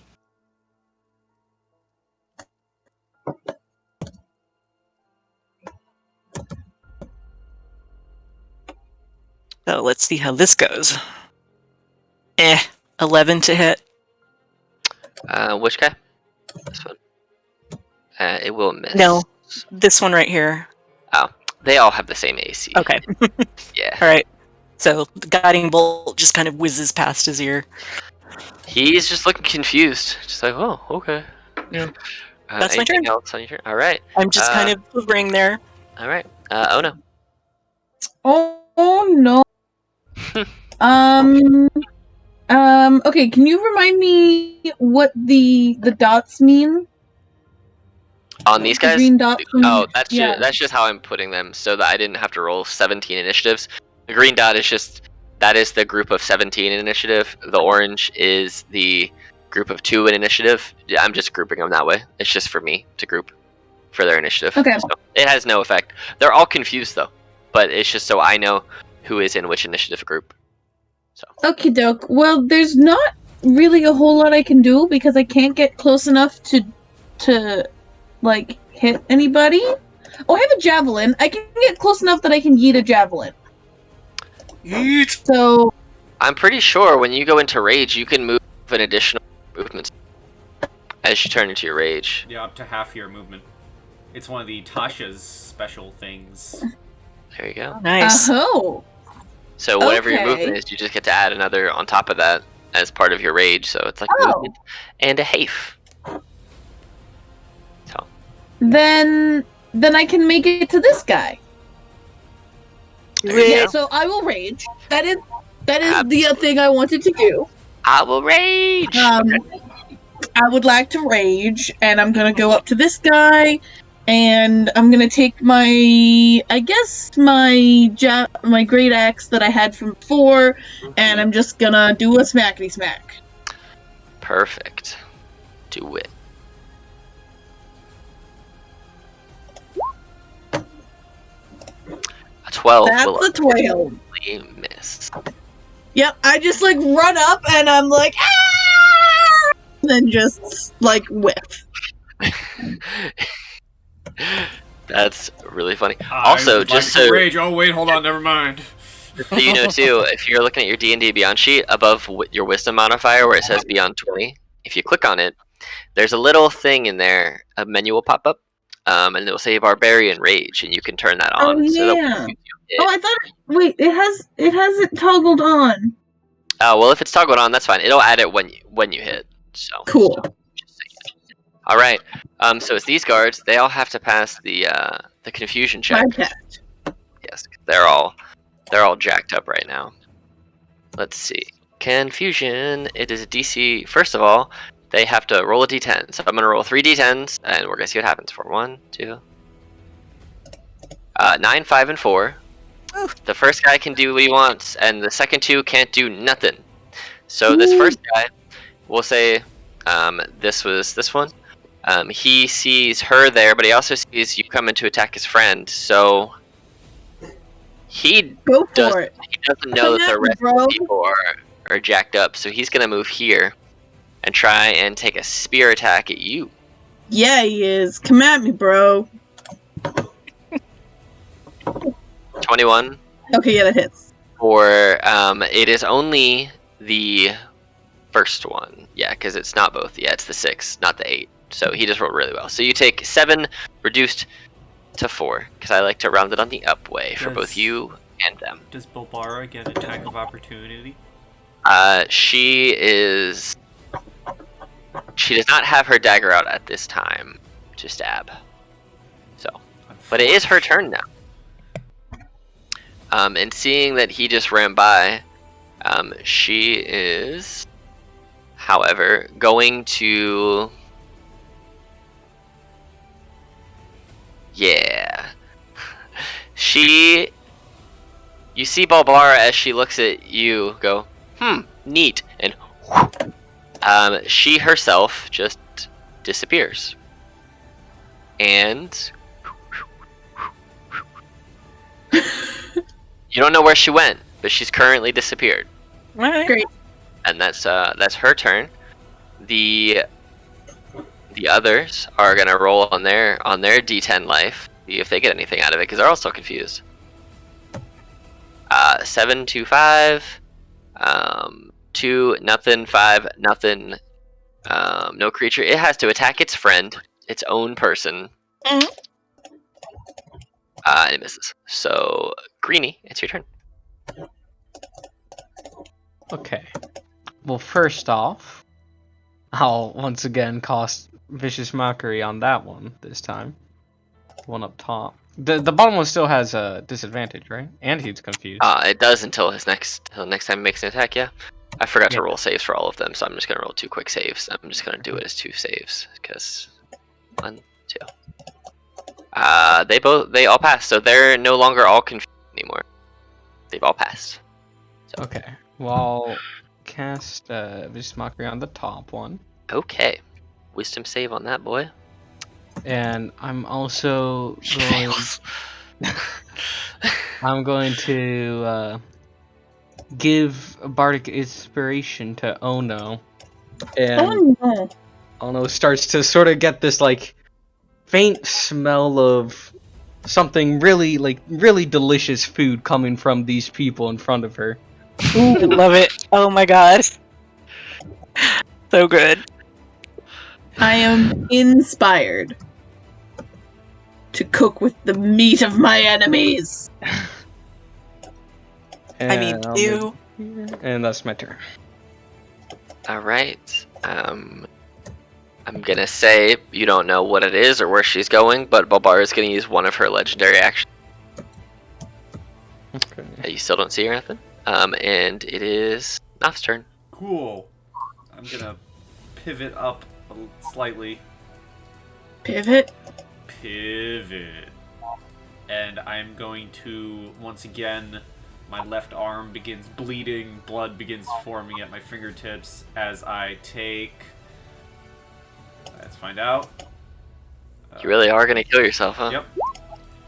5 more 5 more damage. And I will... Let's see here. Who are you attacking? I will attack this one. Oh, no, hold on. I have ruler on. I will attack this one Okay. with the same lovely bloody firebolt. Alright. 17. It does hit. And I will crush the crystal to deal... Is that max damage? To deal an additional... Max damage on your firebolt. 6 damage. As you throw this flaming, bloody ball of just energy at this guard, you smash it in the face, and like radiation-filled acid, it just encapsulates him and burns him to death. He is lay dead. Not that anyone's looking back to look at him, but every time Naf does crush the crystal and his arm begins bleeding, he does his best to keep it hidden. I'm sure he's walking with like a trail of blood behind him, but he does look significantly like weaker, paler every single time he does this. Any movement, or are you staying there? I am staying there. Alright, Carrie. Okay, so I'm gonna go ahead and bonus action. Let's see. I'll go ahead and see if I can take care of one near Ono. So I'm gonna aim at that one and do my... I'm gonna run my finger up my left forearm over a particular constellation and let loose a very celestial looking arrow. See how we do to hit. It's 14 to hit. It will miss. It's not so much a misses as it just hits and doesn't quite penetrate the armor. Yeah, that's fine. And then I'm going to try Guiding Bolt again, because I want to stay back here, thank you.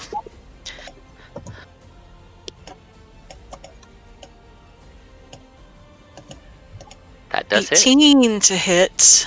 Lovely, lovely. Guiding Bolt. 16 damage. I wonder why. Oh, there it is. That's a. You obliterate this man. Lovely. Anything else? Advantage when they're just dead. I just howl like a dog. Okay. She's gonna go ahead and use her other legendary action. You don't know where she is, but she be grooving. Oh no. Yeah. There's two guys in front of me now. I'm going to attack one of them. Do it. I will attack the one who is alive? Or yeah. He's alive. Yeah. I will do attack, great axe.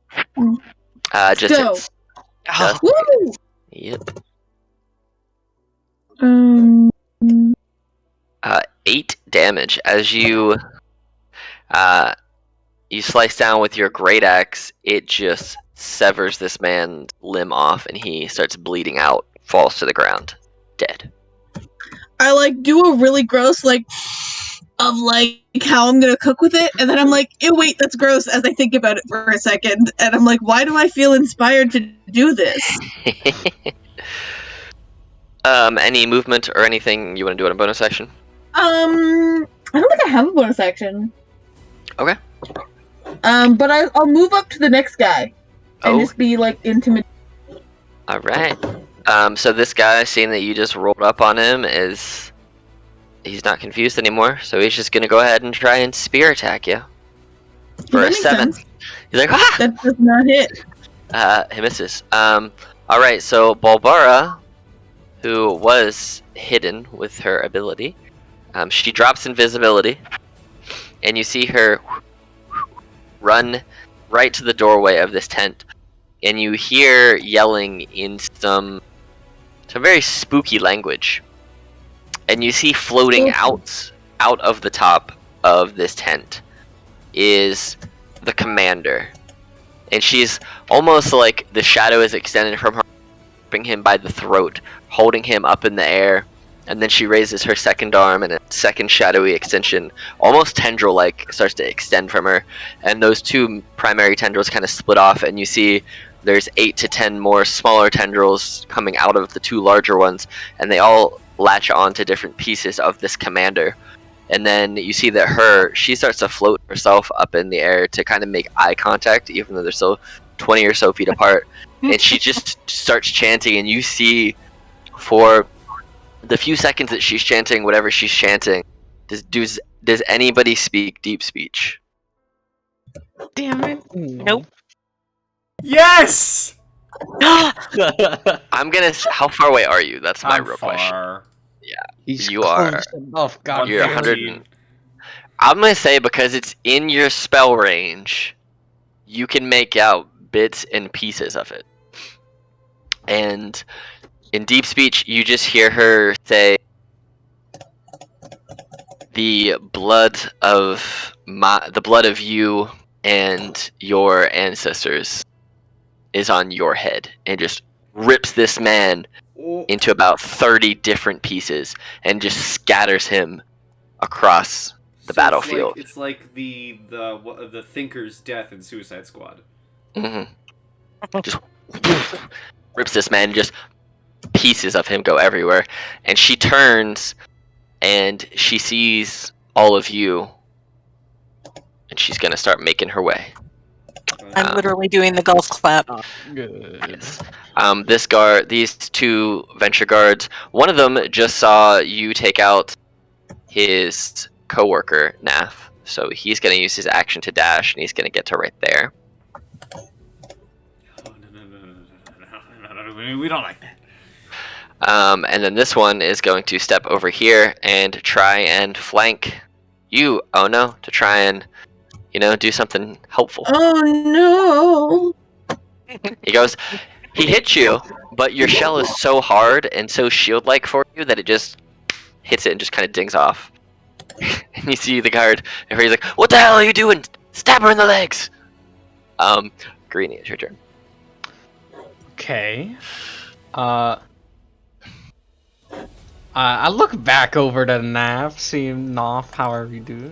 Seem pretty pale and trail of blood behind him. I'll cast a little bit of healing word for the man. How far away are you? Within 60? Yeah, you are. 55 feet. Look at you. Boom. Alright. 6 No healing points for problem. you now. Hey, that means I can vital sacrifice some more. Yeah, you can. Bulbara. Barbosa. Barbosa. We have a pirate captain. I mean, she does have tentacles. Does. Dude, let's get Davy Jones in here. Where's the black? The Black Pearl. She's making our way towards us. Yeah. She definitely has eyes on you now. Yeah. That's sort of scary. Okay.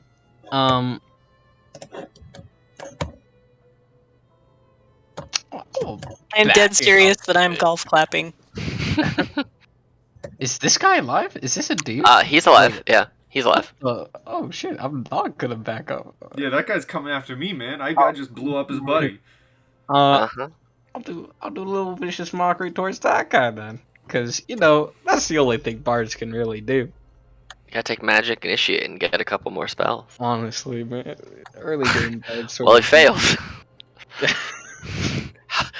You mock this man as he's running. Oh god. This is the thing that I was honestly regretting. Or not It can be regretting. something super basic, or you call can him a just... doo-doo head. You could call him, in fact, a doo-doo head. I'm gonna a couple bees start to swarm, illusionary bees start to swarm around his head, and they just keep on coming and coming, like out of thin air, and he sort of starts to freak out, and then he just falls to the ground and sort of just dies from shock, I guess. I don't know. Okay. Phantom anaphylactic shock. Each illusionary bee is just mocking him by saying, "You like jazz? You like jazz? You like jazz? You like jazz?" That's really funny. All right. Is he dead or is he? He's not dead. Okay. He had taken no He's damage not yet. Oh, he hasn't taken any damage yet. I think our lovely DM just wanted you to insult him.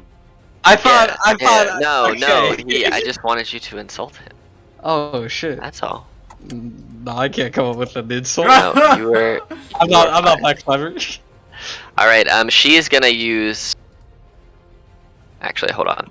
I just changed what her token looks like, so hopefully this works. Let's see. She's gonna use her legendary, one of her legendary actions, and you'll see what it is.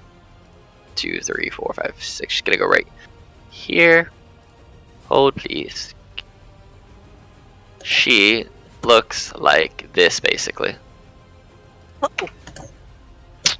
Yes. So, but that is Bulbara right now. Just because I like that token, I think it's fun. It's good. I like it too. Ew. That's a grell?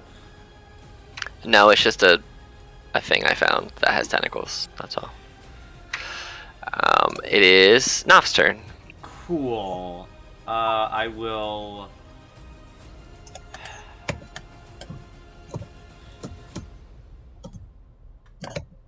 I'm gonna use it as many times as I can. I'm gonna bonus action crush, or begin bleeding a little bit as I form a bloody crystal, and I take 1 damage. Okay. And Are you disappointed that it's just 1? kind of. I thought you might be. And I'm gonna see him. This guy's coming after me.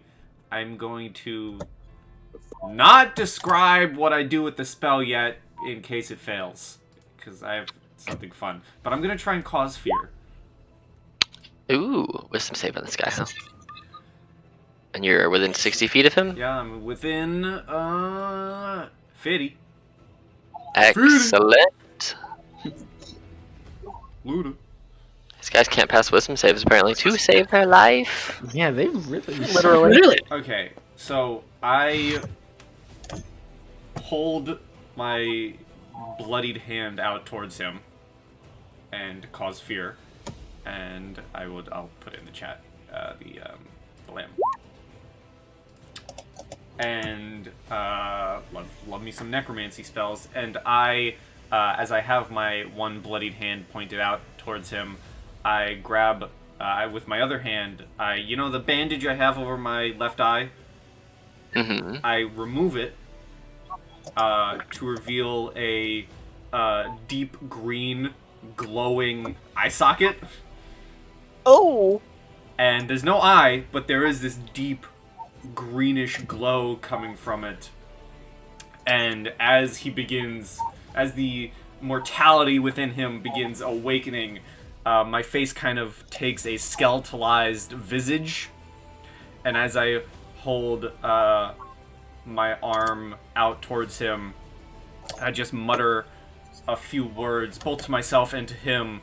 Like, I kind of picturing he's hearing it in his mind as he's terrified. And I'm just muttering, that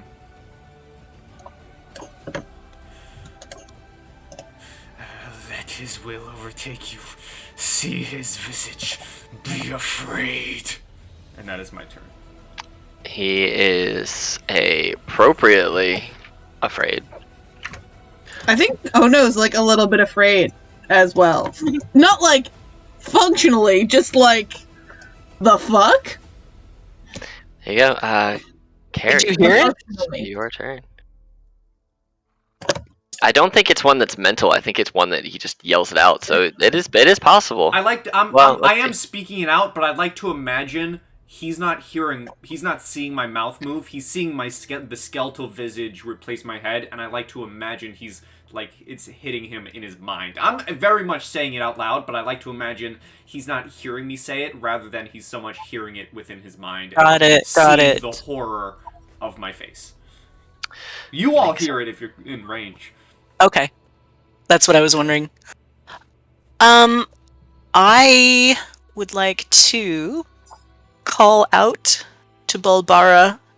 Who was it? What was the name of the chieftain who sent us? His name is... I had it right here. Where did it I go? can just call him that dude. That's fine. Ogre Lord Boofall II. Boofall? Boofall. Okay. Boofall these nuts. Pretty much. Oh, jeez. Okay, so I'm just gonna call out to her, Madam Bulbara, your chieftain, Boofall, sent us, but you seem to be doing fine on your own. I approve of these righteous deaths. And then I'm gonna go ahead and take a bonus action shot at our friend here. Okay. Surprise! Do you get any bonuses when people are frightened? I just think they have I don't know. disadvantage. I don't think you have advantage on them, but let's find out real quick. That's a 19 to hit anyway. It will hit, but Yeah. frightened. No, he just has disadvantage. Yeah. That hits. Okay, so let me roll up some damage.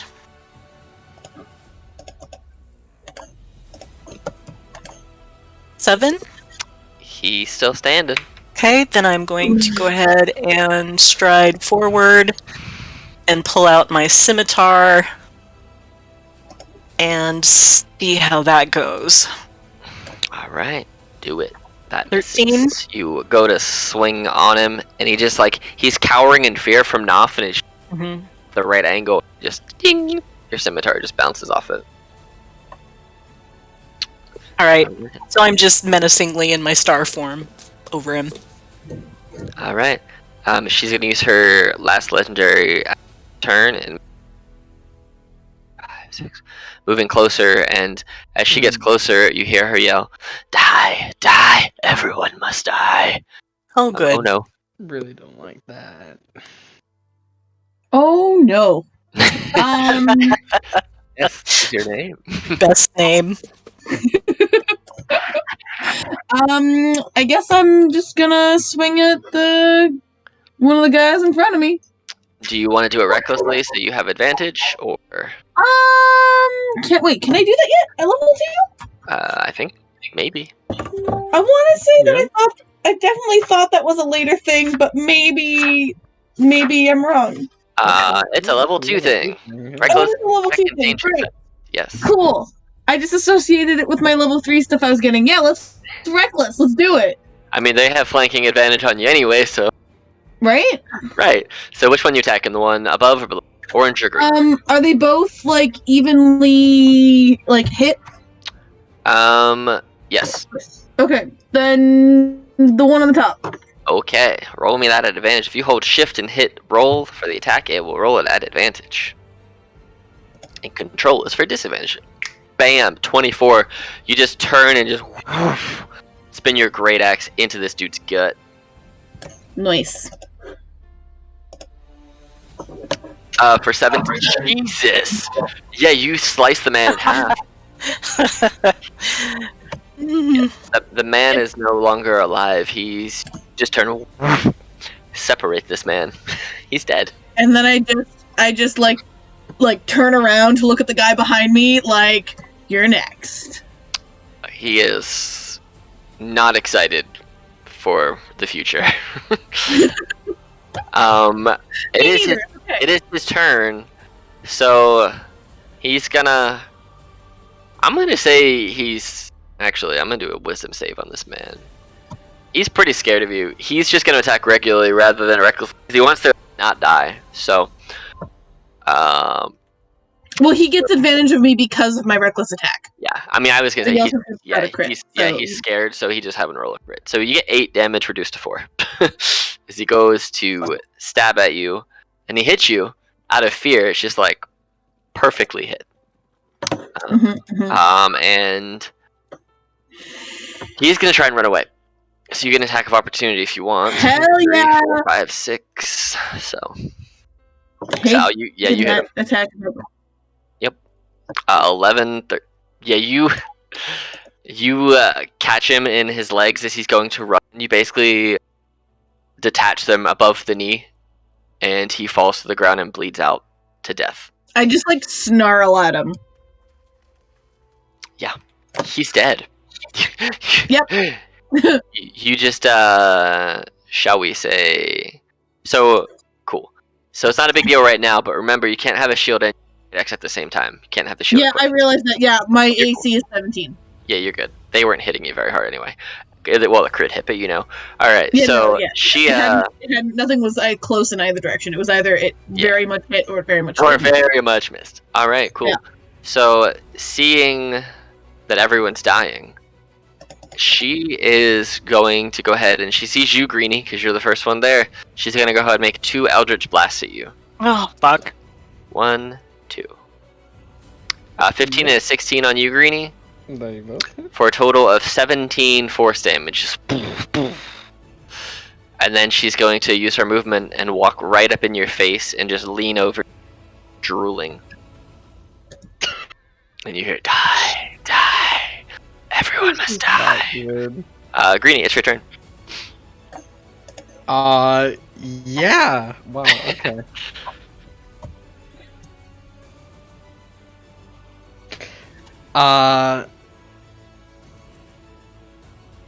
Okay. I'm going to cast Dissonant Whispers on her. Great spell. Wisdom save. DC. I forgot how good you rolled, and all your saves are real high for level 2. Wisdom save DC 15. Oh. She got it. She got it.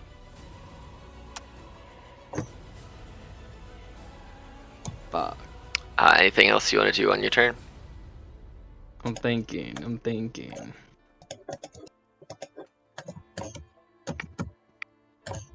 Remember, you do have a potion that you started with. Oh. Is that just a 2d4 plus 2 potion? Yes. You could drink it as a bonus action, or you can hold it until as an action, or just, It's better than being at 3 health. Okay. Well, I mean, it's true. You don't have to use it, it's just an option.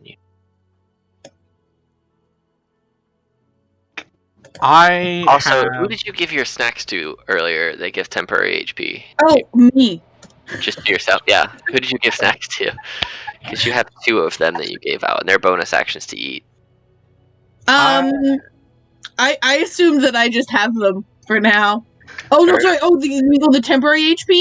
Yeah. I give me 8-1, and I don't know if anyone wanted to say that they were with me, and I don't know if I actually shared them. We're not friends enough. Fair, true. She take the half damage from Whispers. Yeah. Oh no, she didn't. I forgot to add that on there. Maybe. I have a flask of holy water. It would take an action to throw, right, or something? She's right in front of you. So if you're gonna try and use a flask, I'll say that if you want to burn your bonus action and your movement, that you could try and do something with it. I'll throw a flask of holy water at a demon-y looking kind of thing. Yeah. Okay, just go ahead and roll just a straight. We'll say it's just a melee spell attack, effectively, for that roll. So just roll your normal roll a spell attack. Oh, okay. If you have any spell attack rolls. I do not have any. I think I can. Okay. There we go. Yes. 19. Yeah, that's gonna hit her. Does it say specifically what the holy water does? Because if not, the target I know is what a it's gonna fiend or undead, it takes 2d6 radiant damage. That's exactly what I was gonna say. It is. thing? Yeah, holy water's a real thing. I mean, I know it's an item, but I thought it was just a spell component. I didn't realize it actually dealt damage to undead. Yeah, you can. Yep. All right. So go ahead and roll 2d6. As you pour this holy water on her, some of the shadow begins to rescind, as if that was very effective, almost like she was vulnerable to the holy water. I'm so happy I bought the holy water, man. All right, so that's your turn. Enough. Yeah, I see this. I need to calculate some distance. Going to walk, feeling slightly confident. Slightly. Walk a bit out of cover, and I am using a spell slot for it, but I'm going to try and attempt to transfer my cause sphere over to her. Okay. Go ahead. Wisdom save on this lady. Wow. She feels the fear. Okay, as the other guy loses the fear because it's concentration, so he's no longer afraid. But I look to her as I hold my hand out again. I imagine, I at this point I don't care about the eye. The bandage is probably just flowing in the wind somewhere. So I still have the skeletal visage, the green glowing eye, and I hold my hand out towards her, and I say, and I'm kind of semi-shouting this at her, seeing I may not be a warlock, but I see fellow powerful, like, possession, right? So I say, his will is stronger. The Undying King demands you be afraid! And that is my turn, as the flashing left eye socket flashes once more with, like, a brighter green. That is my turn. Perfect. Perfection. Carrie. Okay. So when the holy water hit her, you said that it looked like It looked like it did. Was it like the darkness kind of coiling off of her? Yeah. It was like it was vulnerable to the holy water. You don't know if it was the holy water itself, or that it was because it was blessed, or because of anything, but whatever was specifically in that holy water vial. Does she look any less nuts at all? No, she just looks real messed up, though. She's not looking any less crazy. She still looks completely possessed, but she does look a lot... There's less shadow emitting from her, but she is still encompassed in it. Okay. She does not have her creepy tentacles that ripped the commander into many pieces. Okay. Shit. I'm gonna do something stupid. It'll be fun. Don't worry about it. I'm gonna go ahead and advance up to... Whoops. Advance to here. And are you... take an attack of opportunity at you as you run away from him.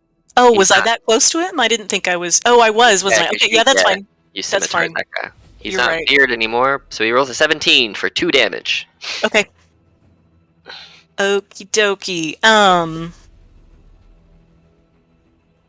So I am first of all going to take an action and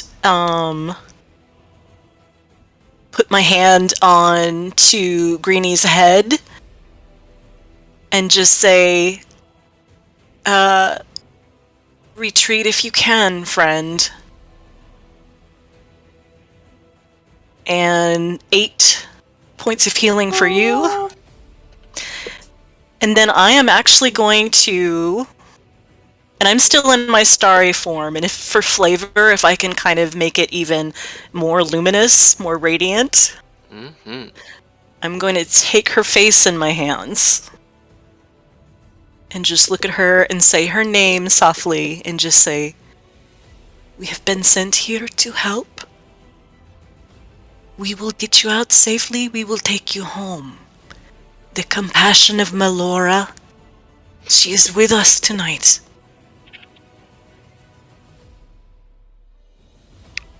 All right. She is staring into your face, confused and scared at the same time. Yeah. Because she's scared of Naf and confused at you speaking with her, and that's where we're at right now. And I'm just gonna keep like you'd talk to a scared animal, you know. All right. Oh no, it is your turn. Smack the guy in front of me. All the guys around you are dead. Oh, right, because he ran away. Yep, he ran away and you killed him. They're all the guys. You're around Right. dead people. Are any of the guards still alive? Just this one up here. The one that was scared of Naf. I can't get close enough to him to do anything. You have a javelin, right? Yeah, you're right. I'm gonna run up. Run closer and javelin him. Yeah, I'm gonna run closer and then I'm just gonna yeet. Yeet. Do it. Yeah, that hits. I think your Woo! damage will probably kill him. Yeah. As you run up, you just you throw it, and it hits him right in the base of his spine.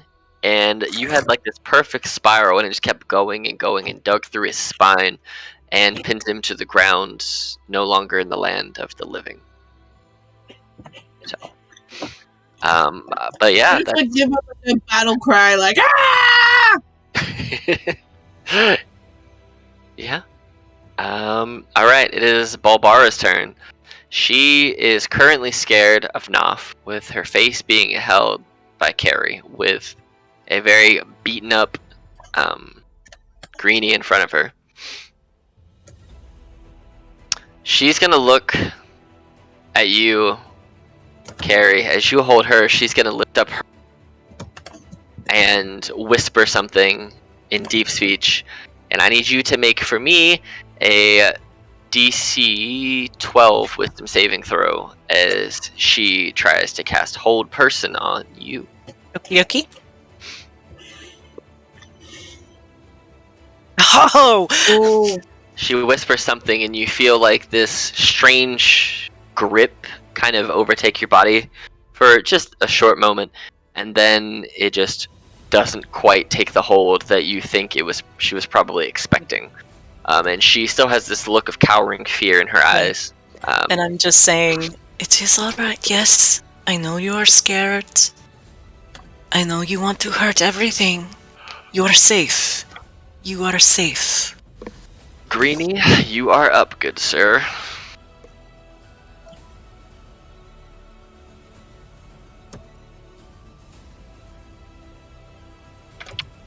What do you wish to do? Run away. All right. Okay. Yeah, I'd say she's sufficiently distracted enough to. Yes. Since she's been using both of her hands to do Eldritch Blast, she is just gonna try an unarmed strike you at disadvantage. Oh, wow. Because, you know, she has a +0, so it's gonna be this -2, whatever this comes out to be, because I don't have the unarmed thing. So this is -2 to the roll. Oh! It's the most is gonna be is 1 damage. Well, she has so you take. disadvantage because I'm in Did line that of not, sight. I thought that rolled at disadvantage. Poopy. Wait. Oh my god. You take 1 damage as she just like claws at you. 1 damage. Funny. Damn, bro. But hey, it's only 1 damage. So she didn't have her dagger out, or else that would have been a lot more painful. That's true. No. Oh, she has to make that save again at the end of her turn, right? Well, I'm not done with my turn. Oh, sorry. Whoops. But she failed it anyway on her He's turn. still scared. Yes. I'm keeping that 1 for you, but greedy. I'm gonna healing word myself. Good call. I ain't going today. Hell of a healing word. Max level. I'm crazy.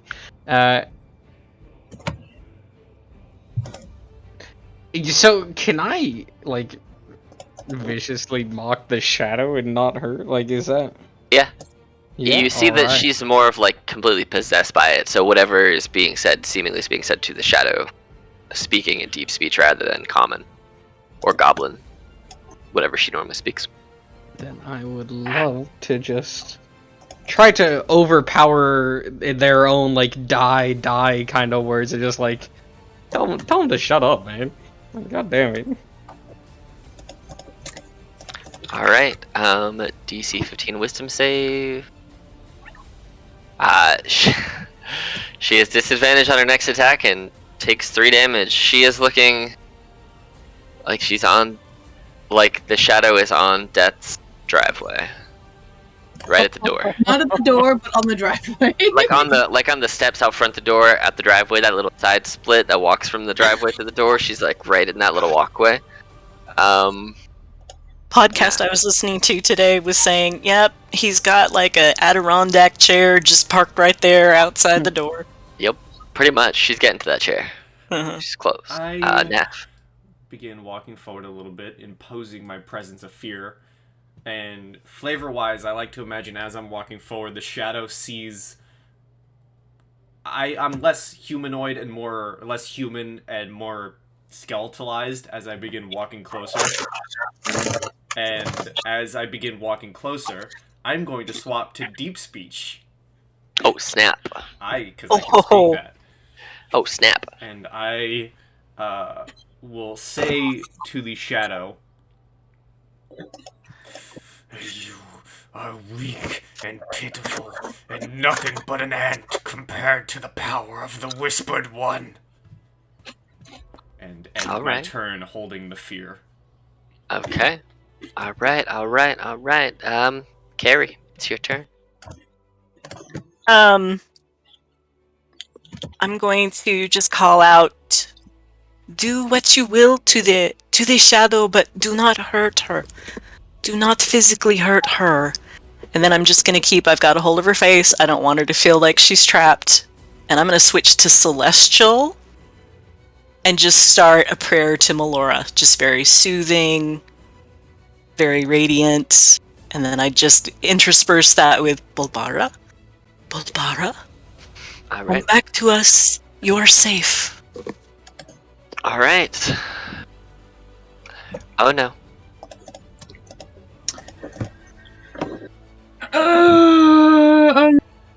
There's no one else to kill, right? Just the shadow demon. I don't know if I'm actually smart enough to really separate the evil shadow. Like, during a rage right now, I feel like I'm not really smart enough to tell the difference. All I can tell is that Shadow is still there and Shadow is still creepy, so I think I'm just gonna run up and attack it. Do it. You can get to, I think, right behind it. I would say even if you're in... I mean, yeah, because you can get behind it technically flank, because to her, Carrie is a threat, because the Shadow Demon does not enjoy Celestial. Or anything that's not deep speech. That will hit. Ooh.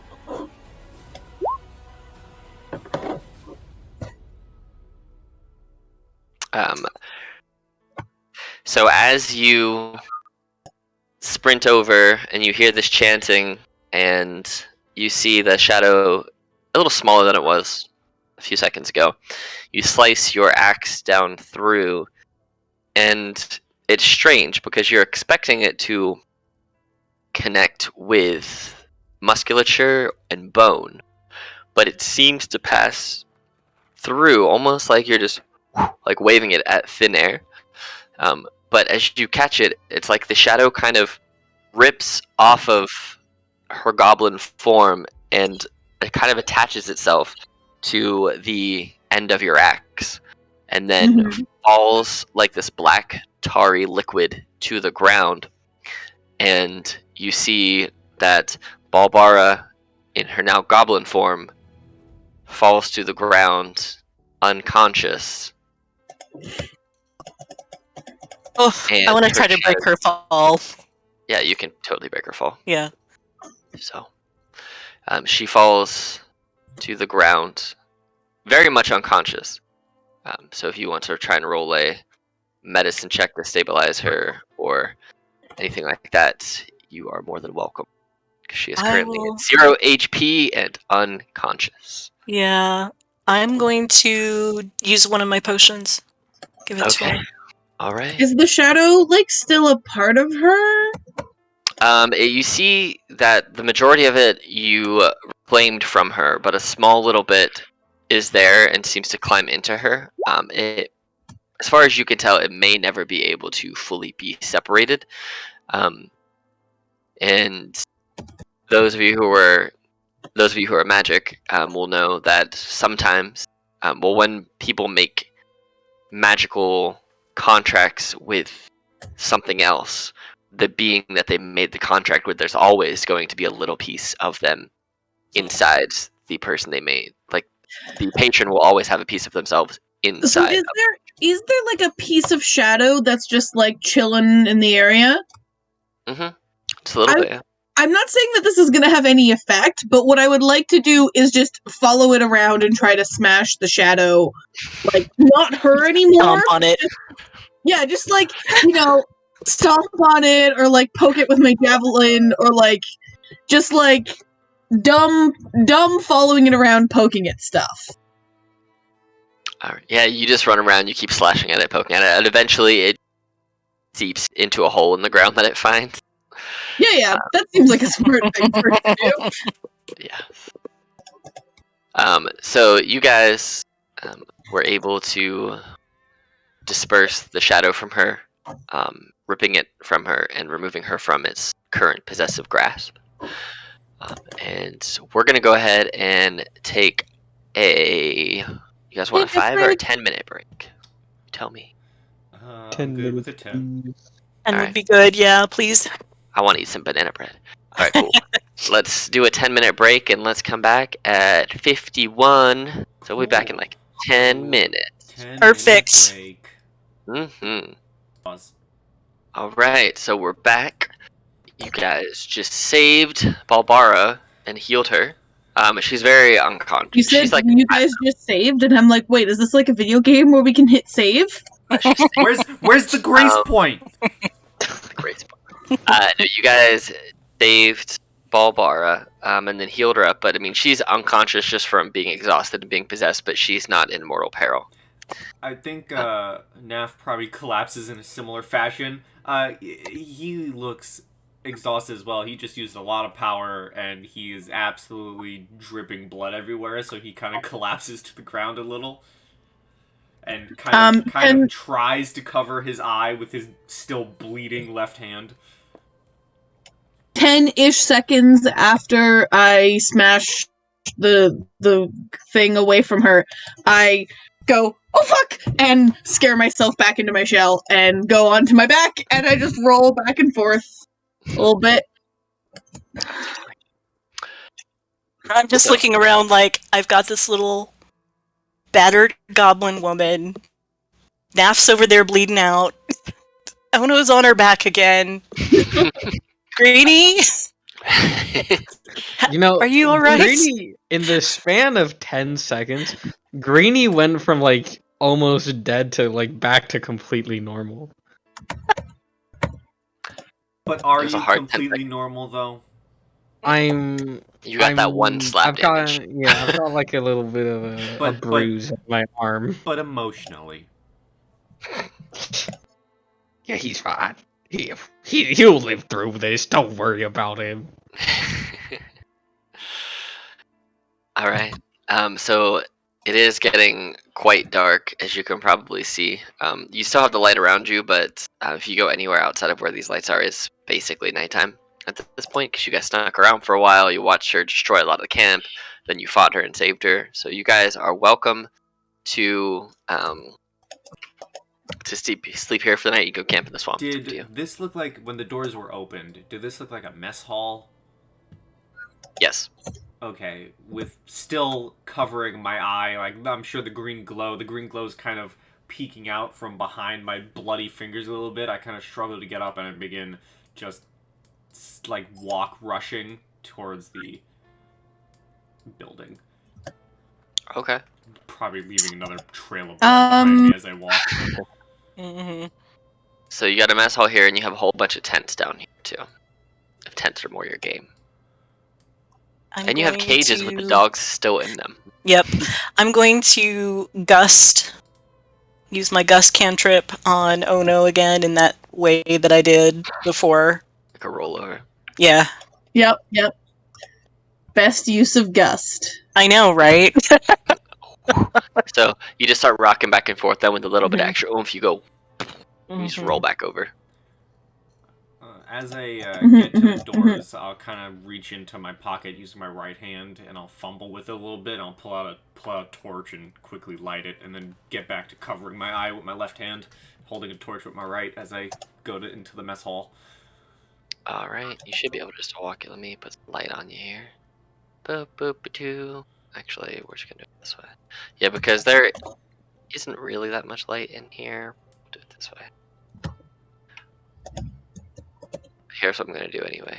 We're gonna put a torch over here. We'll say there's some in here because it is a mess hall. So we'll say you don't need to have a torch on, but Cool. you can still have it on so you Well, can see a little bit better. Yeah, I'm going to be walking to what I assume to be like the kitchen area, this back door here. You go back there and it's actually not a kitchen. Oh. It is a torture chamber.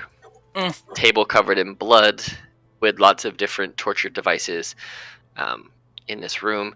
You can assume that she probably escaped from here and was trying to flee the fort when you guys arrived, and that's what blasted the guys off of the towers. And then they recaptured her and took her to the other tent where they continued to torture and kill and revive her. Are there any, bloodied or not, are there any rags around? Yes. I just quickly grab one and wrap it around my head to cover my left eye. And then, It was not bloody, but it was not clean. it's fine. The eye's gone. But I wrap it around my eye, and then I just walk back out and just kind of collapse backwards into one of these seats. Just breathing kind of heavily. Okay. Yeah. Oh no. Can you take her into there? And Into I'm where? holding Into- the little goblin out to you. In there with Naf. I have something to do. I guess I'm gonna try. I mean, I'm assuming I can assume if I'm not like in a rush that I can probably lift, drag, carry her over. He's just a little goblin. Yeah, she's a little goblin girl. Everyone knows you can always trust little goblin girls. Is our I will DM be right back. Is our DM muted? I don't No. know. I'm right here. Sorry, I was distracted. My dog wouldn't leave me alone. He knows I'm gonna what hand you over- did. I'm gonna hand over Bulbara, and I'm gonna come up here. Okay. And I'm gonna come search these guards for the keys. They have the keys, and the cultist is also there. I'm ignoring the cultist for now, Okay. and I'm going to say, little cousins, to the dogs. Little cousins, I've come to let you out. I think we can find food. You do not want to leave here yet because there are traps, bear traps outside. So stay with me. Yes? And the dog kind of looks at you, goes, okay. All right. So I will let out the dogs. All right. Who let the dogs out? Thus answering that question. Let the loose three the men- hounds of war. They immediately run over to the guards and start ripping them apart. That's fine. Good and job. As they go over there, kind of watch them. The guy in the jail kind of backs away, just into as far towards you in the cage as he can, just to not get human remains thrown on him. But you do notice as they are throwing things around off of the guards that a very nice scimitar gets thrown in one direction, and a coin purse gets thrown in a similar direction. Oh, hello. The two guards each have a coin purse, and they both contain 26 copper and 17. Oh, so 26 copper and 17 copper, respectively. So we're just gonna say 50 copper total because I don't Okay. want to put this together. And you also find, it's kind of interesting that you're the one that went up there because this is the weapon you use: a black bladed +1 scimitar. Hello. It is a +1 scimitar. But there's nothing super special about it other than the blade itself is black, like it's made of onyx. Excellent. So, I mean, that's just cool. Yeah, Yeah. probably, So, cursed or whatever, it still you looks might cool. actually be able to add black bladed +1 scimitar into your Okay. I'll inventory. check. If not, it's just a +1 scimitar, and you can always just put it in the customization black bladed. Right. So for now, I'll just slide that through my sash, and I'm just standing there, watching the dogs tear apart these people with approval, just calm. And then once they get done with that, they go in there and they start eating the actual tent, and then they go to sleep in there. They're very good dogs. Very good boys. Are they boys or are they good? All dogs are very good boys. But they are both Except for male, the ones that are girls. male and female dogs. Yeah. So So then I will just turn and stare at the cultists, not really changing my aspect at all. Just look at him and raise an eyebrow. Could you just let me go? Why are you here? I was, well, see, I was in a I was researching.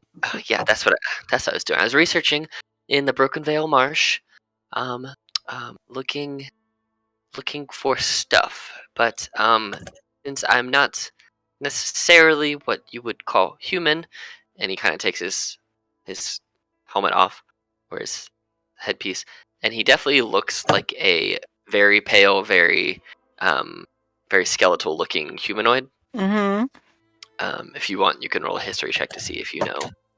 I would like to, yes. No idea. He just looks like a very malnourished, not well taken care of human man. He says, see, I am a scholar and a man of education from, I'm not from this realm. I'm from the far realm, from Rothold. And I came here looking, like I said, for stuff, and I got arrested for no reason other than they don't like undead, I guess. Rothold in Blight Shore? The Blight Shore? Well, I mean, yeah and no. I'm from there, but I'm a scholar of the. I've been there a couple times, but I'm also studying it. And I was that's where I'm from, Rothold. I would like to roll an insight check.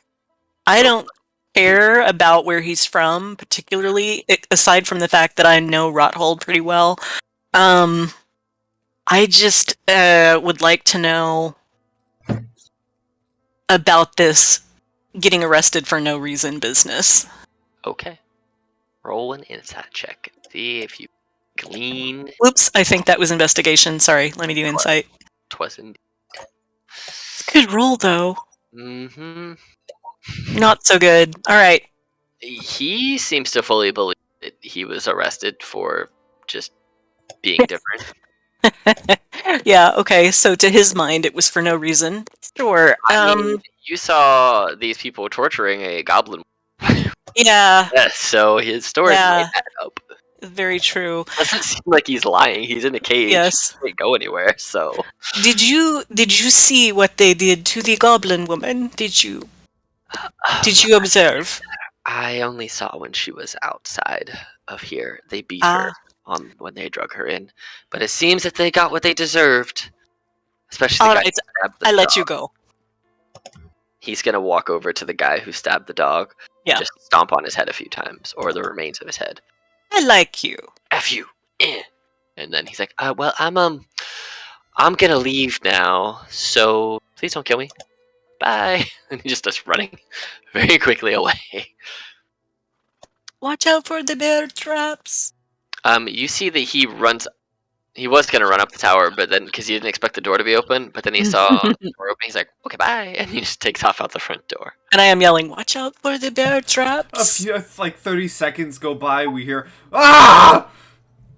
Right. It's a good thing he's a hollow one and has come back a few times. Mm-hmm.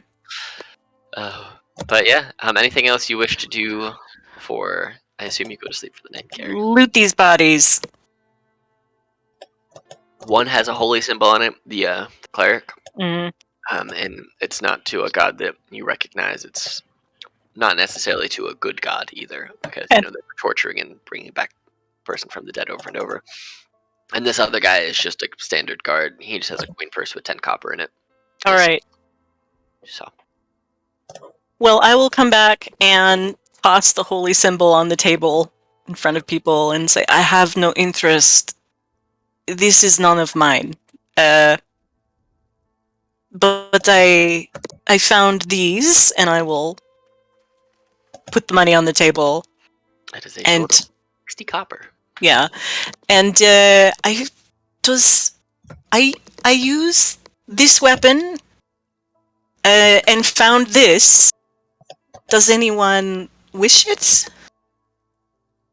I mean, I already took the last time we found a cool weapon. So, I mean, it's not really cool, it's just a weapon. But I mean, I don't think I deserve this one as well. Besides, it's not really my style. Well, yes, it's not a question of deserve. It just if you can use it if someone wants. I mean, I think I can use it, but I mean... I mean, I'm happy to keep. I like it.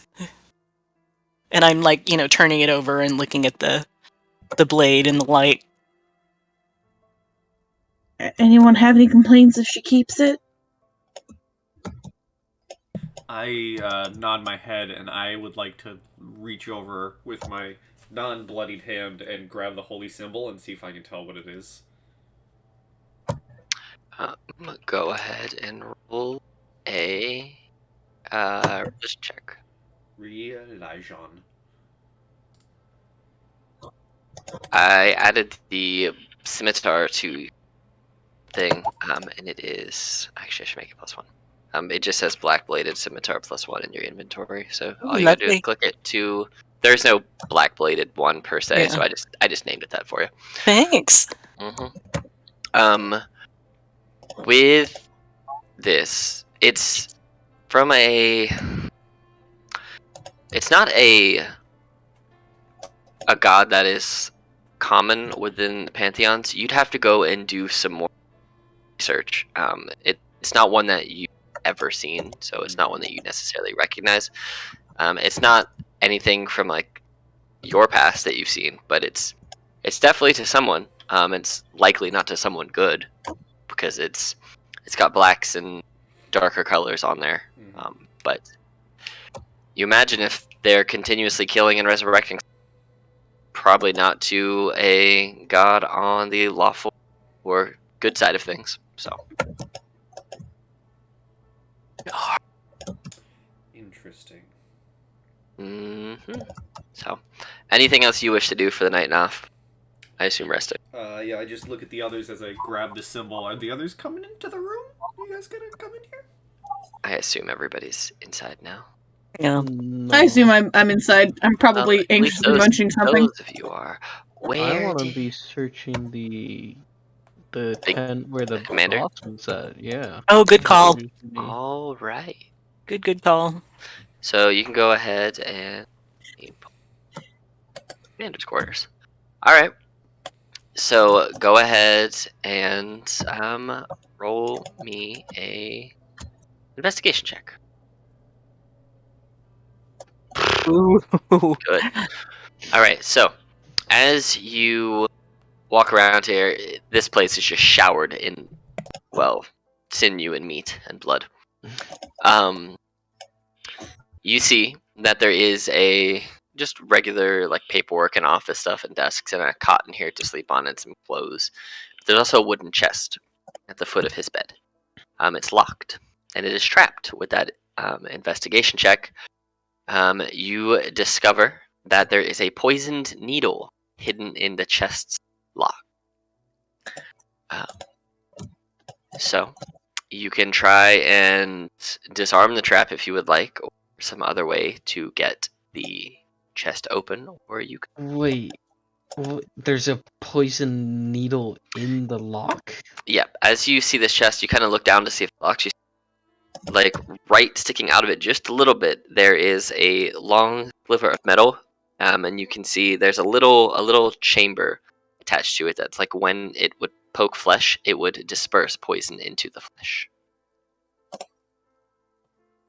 So would you not be able to fit like a key in the keyhole? It likely has. If you had the key, you could probably slip the key past it. But if you're trying to just open it and pick it, it would likely put. Unless you pass the check. Can I spend a couple minutes trying to like search the chunks of the commander? Oh god. And then before I try disarming it. Yeah, you can do that. I'll say you can do another investigation with advantage since you got a good one before. Oh, okay. You are able to find what you think might be the key. Alright. It's a key that looks like it would fit, so I think I'll be safe. I'll try getting it in there. okay. So go ahead and stick it in there and turn it. And I'm just gonna roll a D100. You tell me, do you want it high or do you want it? Ooh, high. Always high. Yes, sir. As you very dexterously take this key and you slide it in, and you're getting real close to this needle. You feel it start to just brush the back of your hand as you got to put this key real far in there, and it's like your scales are just warding it off just enough. You feel like if your skin was any softer or any fleshier, it would be pierced, but you get it in there. Hold your breath for a second, and you just turn it. And as soon as you turn it, the needle spits out across the room and plunges into the wall and just breaks. And as you flip open this chest, you find 10 silver ingots stamped with the crest of the Dwendalian Empire, as well as a potion. And I'll say, go ahead and give me a Arcana check. I can tell you if you know what the potion is right off the cuff. Oh yeah, you know. I'm rolling. It is a potion of mind reading. And as you look a little further in here as well, you also find a ornate coral-handled dagger, a magnifying glass, and a dog-eared book of Eastern Wynandir mythology titled Fabled Mutants of the Miscath Strand. So, I copied those and put those in chat for you. Okay. I'm gonna take the potion and the magnifying glass. Okay. You can carry the ingots as well. They're not super heavy. Can I, about a half a pound each. Could I like drag the entire chest to where we're at? If you want to, I would. You could probably just pick it up and carry it. You're a pretty averagely strong person. So. I'll come barging in and drop the chest in the middle of the ground. All right. So you guys see all of these things. You see more of just the iron ingots just tumble out. The potion, luckily, it wasn't in there when you did that, or else it would probably have been smashed. But yes, so you have all of those things. Oh no, was there anything, Greenie, was there anything else you wanted to do for the night before bedding down? No. Okay. I mean, I think I'm gonna make some snacks if I can, but like that's about it. All right, so you go ahead and you make some snacks, and you guys can bed down for the evening. And we set watches. You can, or you can also go and relock that front door and then lock the door to the chapel where you're at. If you want to do it that way you don't necessarily have to watch, but you're really cured. I'd like to do both, but that's Okay. me. Okay. Your mastiffs will sleep with you guys inside. Oh, They call to. puppies! So I want to keep them. Before passing out, Naf would ask if anyone had any problems with him keeping the holy symbol. No? You're not gonna do anything like evil with it, are you? If you consider research Insight evil, check. if you consider research evil. I mean, I wouldn't consider it necessarily good or evil. I think research is inherently neutral. that is a good way to think about it. It's what you do with the research. Alright, well then, I'm just gonna hold on to this. And I kind of clutch it close a little bit, and I immediately kind of like fall backwards onto the table a little bit and just pass out. Alright, well, with nothing else that you guys wish to do for the rest of the night, you guys are able to get a long rest. Greenie, because I think, did you fail the con check on the sewer rat sickness last time? I need you to go ahead and roll me a DC 11 Constitution saving throw. See if you barely pass. No problem. Sleeping in this dry, warmer building compared to the swamp, you are able to basically clean yourself up enough to get rid of sewer plague. So you are no longer under the effects of plague, which can be a real pain in the ass, turns out.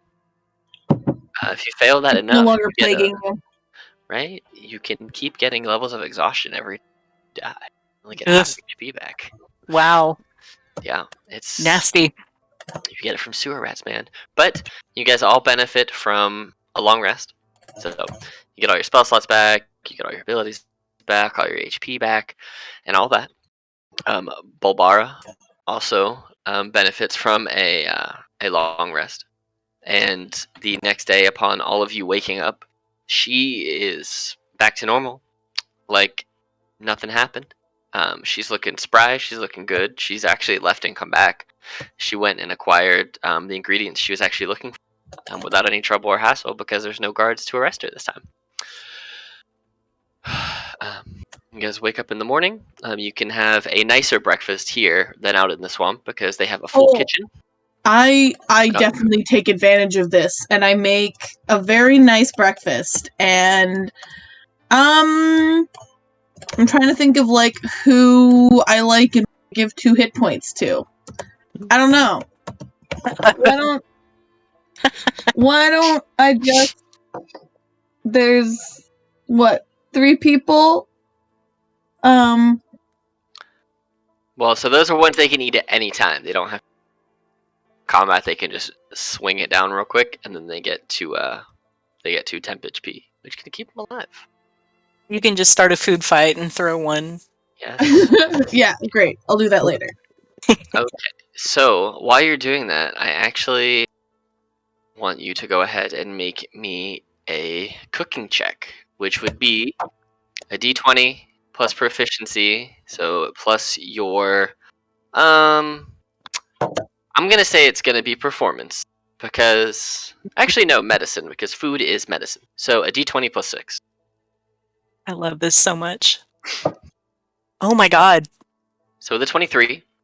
Now go ahead and roll a D10, and for the next, well, until they're gone or until 24 hours is complete. Jesus. Everybody is going to get 10 temporary hit points. Oh.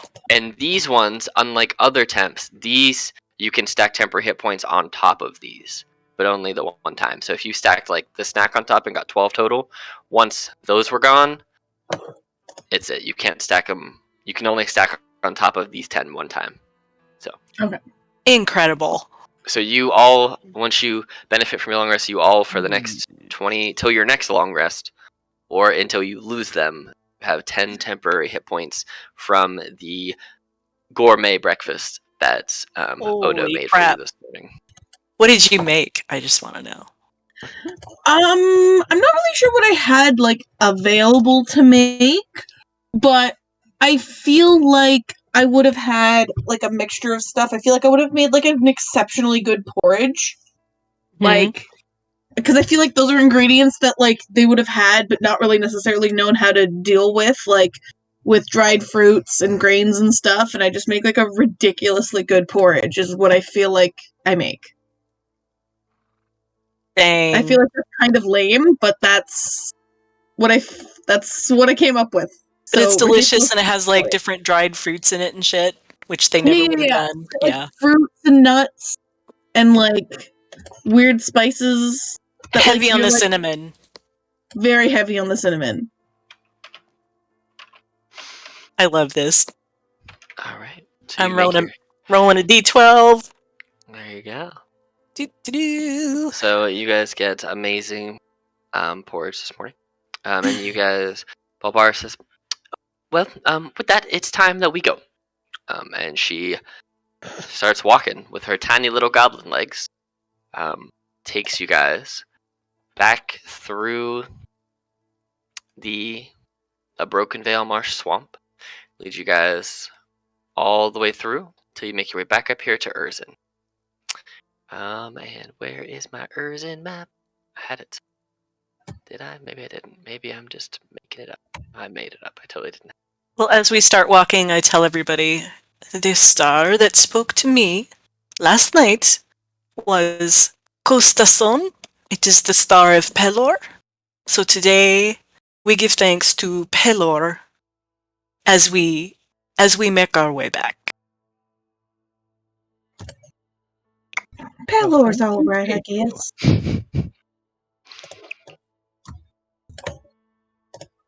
As you guys eventually make your way back into Urzin, Balbara is met with cheers and exasperated sighs of relief at the fact that she has returned alive. And Bufal comes down from his house, his mayoral location, to meet all of you. And he picks up Balbara and gives her a spine-cracking hug, which she does not appreciate, but accepts. And you see that he he turns around and waves somebody to come over, and he says, "Like I told you, here's the money." And you each get handed a bag with 50 gold pieces in it each. And then he goes, "And you have your choice of premium weapons." And you soon come to find out that their premium weapons are just standard weapons and armor, because they don't have the ability to enchant weapons. So for them, they are just the nicest weapons they have, just not rusted and chipped and broken, but they're still nothing better than what you currently have. Wait. I do. Sorry. Currently, I think all of my weapons besides my javelin are two-handed weapons, I think. So, is it possible in this premium weapons to get something that is a one-handed weapon that I could use with my shield? Yeah, do you want a long sword? Do you want a battle axe? What kind of thing are you thinking? It's a very good question. Because you could get, let's see. So you have the old set. You get a rapier, which would use, I would say, probably a strength weapon because you have bad dex. So you could get a one-handed battle axe, which you can use two-handed if you wanted to. You could get a club. You could get a scimitar. You could get a flail if you wanted a flail, just to be wild. Hand axes. You can get a hammer, a longsword, a mace. I Plenty. just whisper to you, if you want the scimitar, you can have my other one. A war pick. Is a warhammer an option? I just like smashy things. Yes. Wait, am I able to wield warhammers? I feel like I Yeah, you probably can wield all martial. You can wield all weapons, basically. Cool. So you can get a warhammer, and you can one hand or two hands. It is your preference. You have a longsword on your person. Oh yeah, I totally forgot about that. But if you want a warhammer instead of a long, switch them out, or you can have both if you really want to. I would like both. I would like to collect weapons. All right. Well, until I can't carry them anymore. Yeah. Well, you have your warhammer, as well as that. So yeah, it'll show if you look on the sheet, 8 plus 3, and then under it's 1d10 plus 3. So you can choose to use it as one-handed or two-handed if you want. Okay. So, but if you use, but I assume if you're two-handing, you're probably using your. Yeah. I'm going to try to remember to use a one-handed weapon from now on because I feel like I want to use my shield because she's a scaredy cat. But I don't know, when she gets raging, I don't know, maybe she just gets real smashy. I mean, that is a real thing that could happen. But you guys spend, to get back there, it took probably the majority of the day, and since nothing really happened as far as, like, negative experiences in the swamp, I'm just going to say you can keep, because you're going to end up having a long rest here before you can go anywhere. I'll say you can carry those 10 hit points over into the day after, because it's not like anything drastic happened on your way back there. It was with a woman who is very familiar with the swamp where she lives, you were able to just navigate the whole place, the Broken Vale Marsh, with no problem. You're saying that we could have done that if our original guide hadn't been useless as well on the way to get there too? Yeah. 100%. You know, I hate that guy. I'm 100% gonna rat him out. He's already back, and he's just hanging out. Did he just leave us or something? Mm-hmm. Yeah. Oh yeah, he just left. He did dip out. So weird. No, I'm 100% calling him out. He's like, should have paid me more. That's all he said. I look at the mayor like... He goes, he's got a point. I only paid him for one day. I didn't pay him for every day. I expected you to pay him since he was your guide. Thanks for letting us know that. It's good that you informed us of that. Figured he would tell you. And I look at him and go, thanks for informing us of that. It's good that you told us that before you took off into the swamp, where we had never been before. You made it back fine. If we are traveling back in time, if no one took anything from the chest, could I have taken that ornate handled dagger before we left? You guys can have all the stuff in the chest on your person. Yeah. You can split them up. I'm not trying to There was carry a dagger? ingots, man. Yeah. Ornate four-handed dagger. Amused that you didn't say anything about that. Oh, well then I would have asked for the dagger. I blanked on the dagger being there. It's right there in the chat. But yeah, so you guys Also, can the book split that too. up. That's worth 10 gold. Jeez, yeah, I'll take It's a that. book. I know how kinda much I kind of just want the dagger to be a fancy dagger I can stab people with, not to sell. Magnifying glass costs 100 gold pieces. Fun fact. I know. I put it in my inventory and I saw that. I was Jesus, man. But yeah, so you guys get your rewards for completing that, and he throws together a major dinner you had yesterday for the safe return of Balboa. And as evening comes to close, Would you have had a chance when we were walking back to like have a quick chat with Balboa about the whole like demon thing? Yeah. If you were asking her about it, she would basically tell you that she does not recall anything after being resurrected the second time. She remembers being tortured, and after her second death, she reached out to her patron just asking them to end it permanently. And that is the last thing she remembers until she woke up in your hands alive. I like how our reaction is just, Yeah. She doesn't know the name of her patron.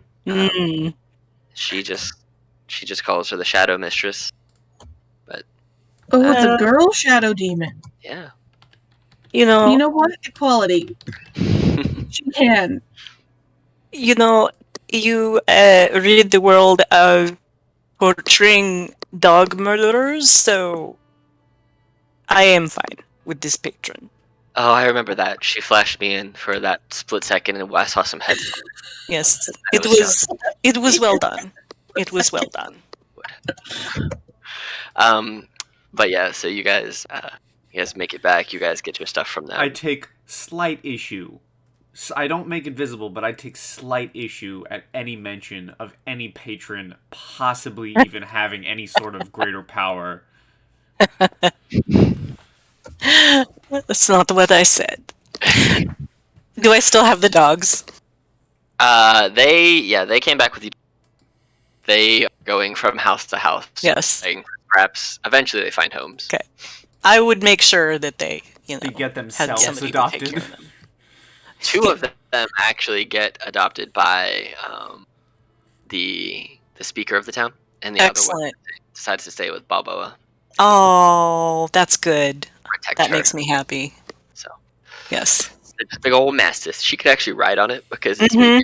small. Mhm. When we get back, I assume, I'm hoping, that the town took good care of Tendon, my horse.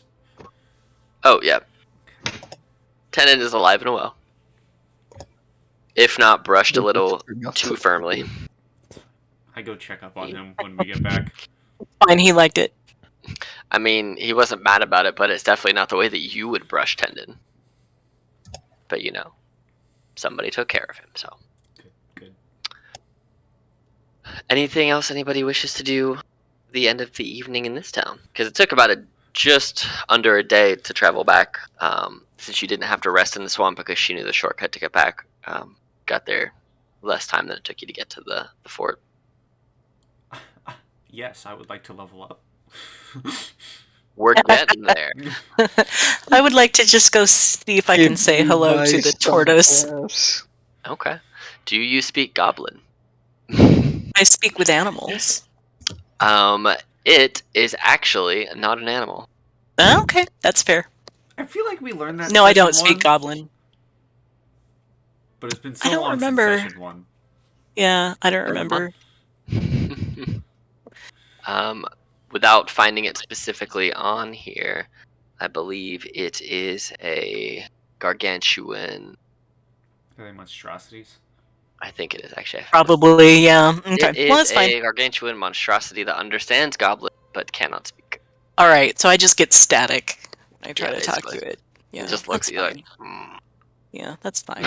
white noise. And so yeah, you guys can end your evening here. They put you up again for the night, and you feel that as you start to bed down, the actual village starts to move. This is after all the moving village of Urzin, and it has not been moving since you arrived to find Balboa, so that you could get her back here without getting lost.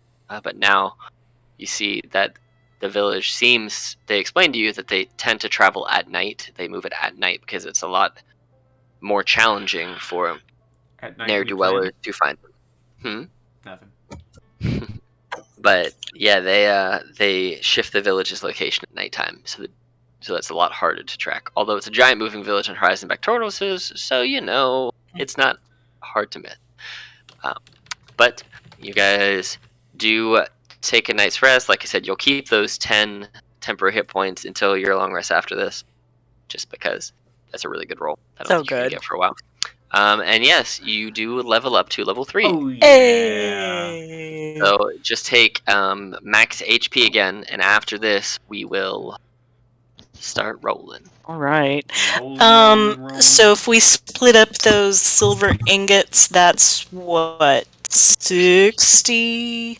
You can just change it Gold into gold piece? if you want, so it'd be 62.5 gold apiece. Okay. So all in all, you ended up with 112.5 gold pieces each. I already okay. put in the gold from the first time you said we had gold. So what was that's the fine. second one? 62.5. So 62 gold and 5. And then, oh no, your homebrew barbarian class should be there from when I added it. If it's not, I'll just have to add it in there. Yeah, Wait, what barbarian are you? I'm the Path of the Juggernaut, Ooh, yes. which counts as homebrew because it's from the new Taldori, I think. Yeah. Yeah, and I had to put it in there. So I can learn. Oh, I can prepare 3 more spells. yes, and do you? Let me ask you this, because you've had a couple of nights. Do you want to try and learn a couple of spells, 1 per day, or how do you want to? As the wizard, because remember I said that for you, since you're learning spells the wizard way, we'll just do a intelligence save per level that you want to learn, and you can try and learn 1 new spell a day. Well, is there a thing I spend gold to scribe it down? I mean, you can do it that way too, but I didn't want to track the golden paper. But if you want to buy spells and do it that way too, you can also do it that way. I'm just giving you another option. Alright, hold on. If you don't want to learn one, that's fine. You don't have to. Do you know why there's 2 Path of the Juggernauts appearing for me? Is it not showing up for you? No, there's it's just that there's 2, and one has a Thunderous Blows and Spirit of the Mountain, and the other one has Thunderous Blows and Warrior of the Gods. Oh. I think the mountain one is the right one. Yeah, I think that's probably Here, right. I'll try to learn a spell. I clicked off to the level. Well, no, because you get both Thunderous Blows and Warrior of the Gods. You get both of them. Oh. Yeah, so you get your Thunderous Blows, which is once per turn while raging, you can force them to make a strength save. On a failure, they get pushed away from you, and you can choose to immediately 5 feet into their position. And Warrior of the Gods, you can shrug off blows who would topple you, and you cannot be knocked prone while raging. So you get 2 different things at level 3. Okay, so it's only showing, like, I have to pick one or the other. You shouldn't. Because when I'm on it on yours, it says Primal Path, and under that it says both 3rd level. Let me check something. Dun, dun, dun, dun. What we'll go ahead and do is, let's just tell everybody what the classes are that you guys are taking, your classes, and then I can just end the recording and we can figure it out.